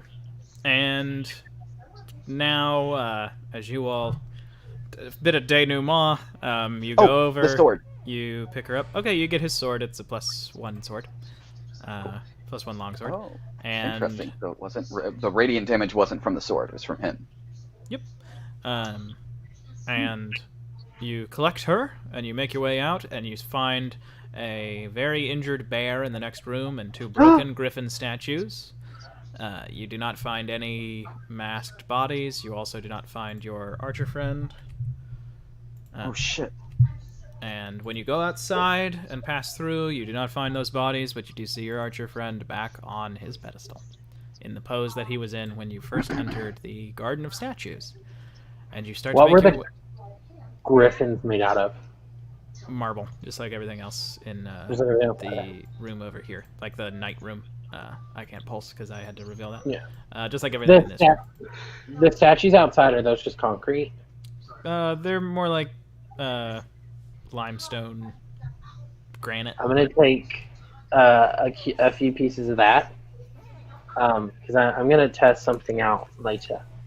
Okay. But you all begin to make your way back to the Temple of Tytir, and that is where we are going to leave tonight's session. Good news, everyone. You're level 8. Yay! Yeah, that was a hard was. session, so 3 levels up. So Warlock. let's go ahead and do our HP on stream. If anybody's rolling, is anybody rolling, or are we taking averages? I am declaring that I'm taking average. Okay. I am taking averages. I don't mess with rolling because I always will roll bad on a HP roll. I've never multi-class before. With your first level of your multi-class, do you get the first level HP from that one? Hey, 3 other people who DM. What's the what's the thought on that? Well, Yeah, sorry, what's the question again? Yeah. So I'm about to multi-class into Warlock. And Okay. when I take the first level of that, do I take the HP at first level for Warlock? No, I think it's still roll. I think you still roll. You just roll the Warlock's The new HP one? dice. Okay. Whichever one you're putting Yeah. the level into. Yeah. Okay. Okay. Yeah, it's just whatever the dice numbers. I'm looking at it right now. Or you take the gain- average of it. Yeah, so you got D8s instead of D6s. Yeah.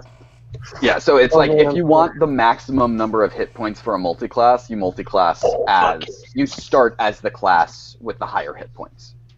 So that first one gave me 11 because it's a D8 plus 4. Right, well, I mean, Marcus is doing well for himself. Seriously. Yeah, I figured I am very risk averse, but Marcus is not. So I think it's more in character for him to roll. Yeah. And it turned out pretty well. So What's Yeah, that's a 2, so you got 9 One. already, and then you're fine. Hey! Nice. As a divination wizard, divination wizards are good, but I feel like they don't get as much love as the other wizard classes. I think they have some features that kind of actually makes them one of the most attractive wizards. Yeah, I mean, I they're love the maybe portrait. not the biggest, like, in combat, I have a ton of things I can do now kind of ones, but out of combat, they're just like, I am the DM now. Okay, and I am going to leave the Lover's Note and Gardo's card up. Nice, thank you. I am not going to delete those. I am going to go ahead and make an executive decision, tell all of our viewers and you all, the masquerade is not at the fight pit. Okay. Yeah, I didn't think it was. Okay, and that is where we're going to leave tonight's session. So be sure to stop by Wednesday to watch the Thorns play with their new and interesting stuff going on. And Interesting. Friday, be sure to stop by for the Dungeon Masters game. Oh, you're doing that every week. No, just this Friday. Oh, Not it was, every week. oh, I thought that I missed it last Friday. Oh, perfect. So I should be able to stop in for a little bit. Wait, before we get off, who's taking what the she said. potion of who's taking the healing potion? Just Um, so we know who has it. I wrote it down that I we have got it one. all in my notes. I wrote down. Oh, I need to write down the +1 longsword, but Okay, so we'll do that off. So bye, everybody.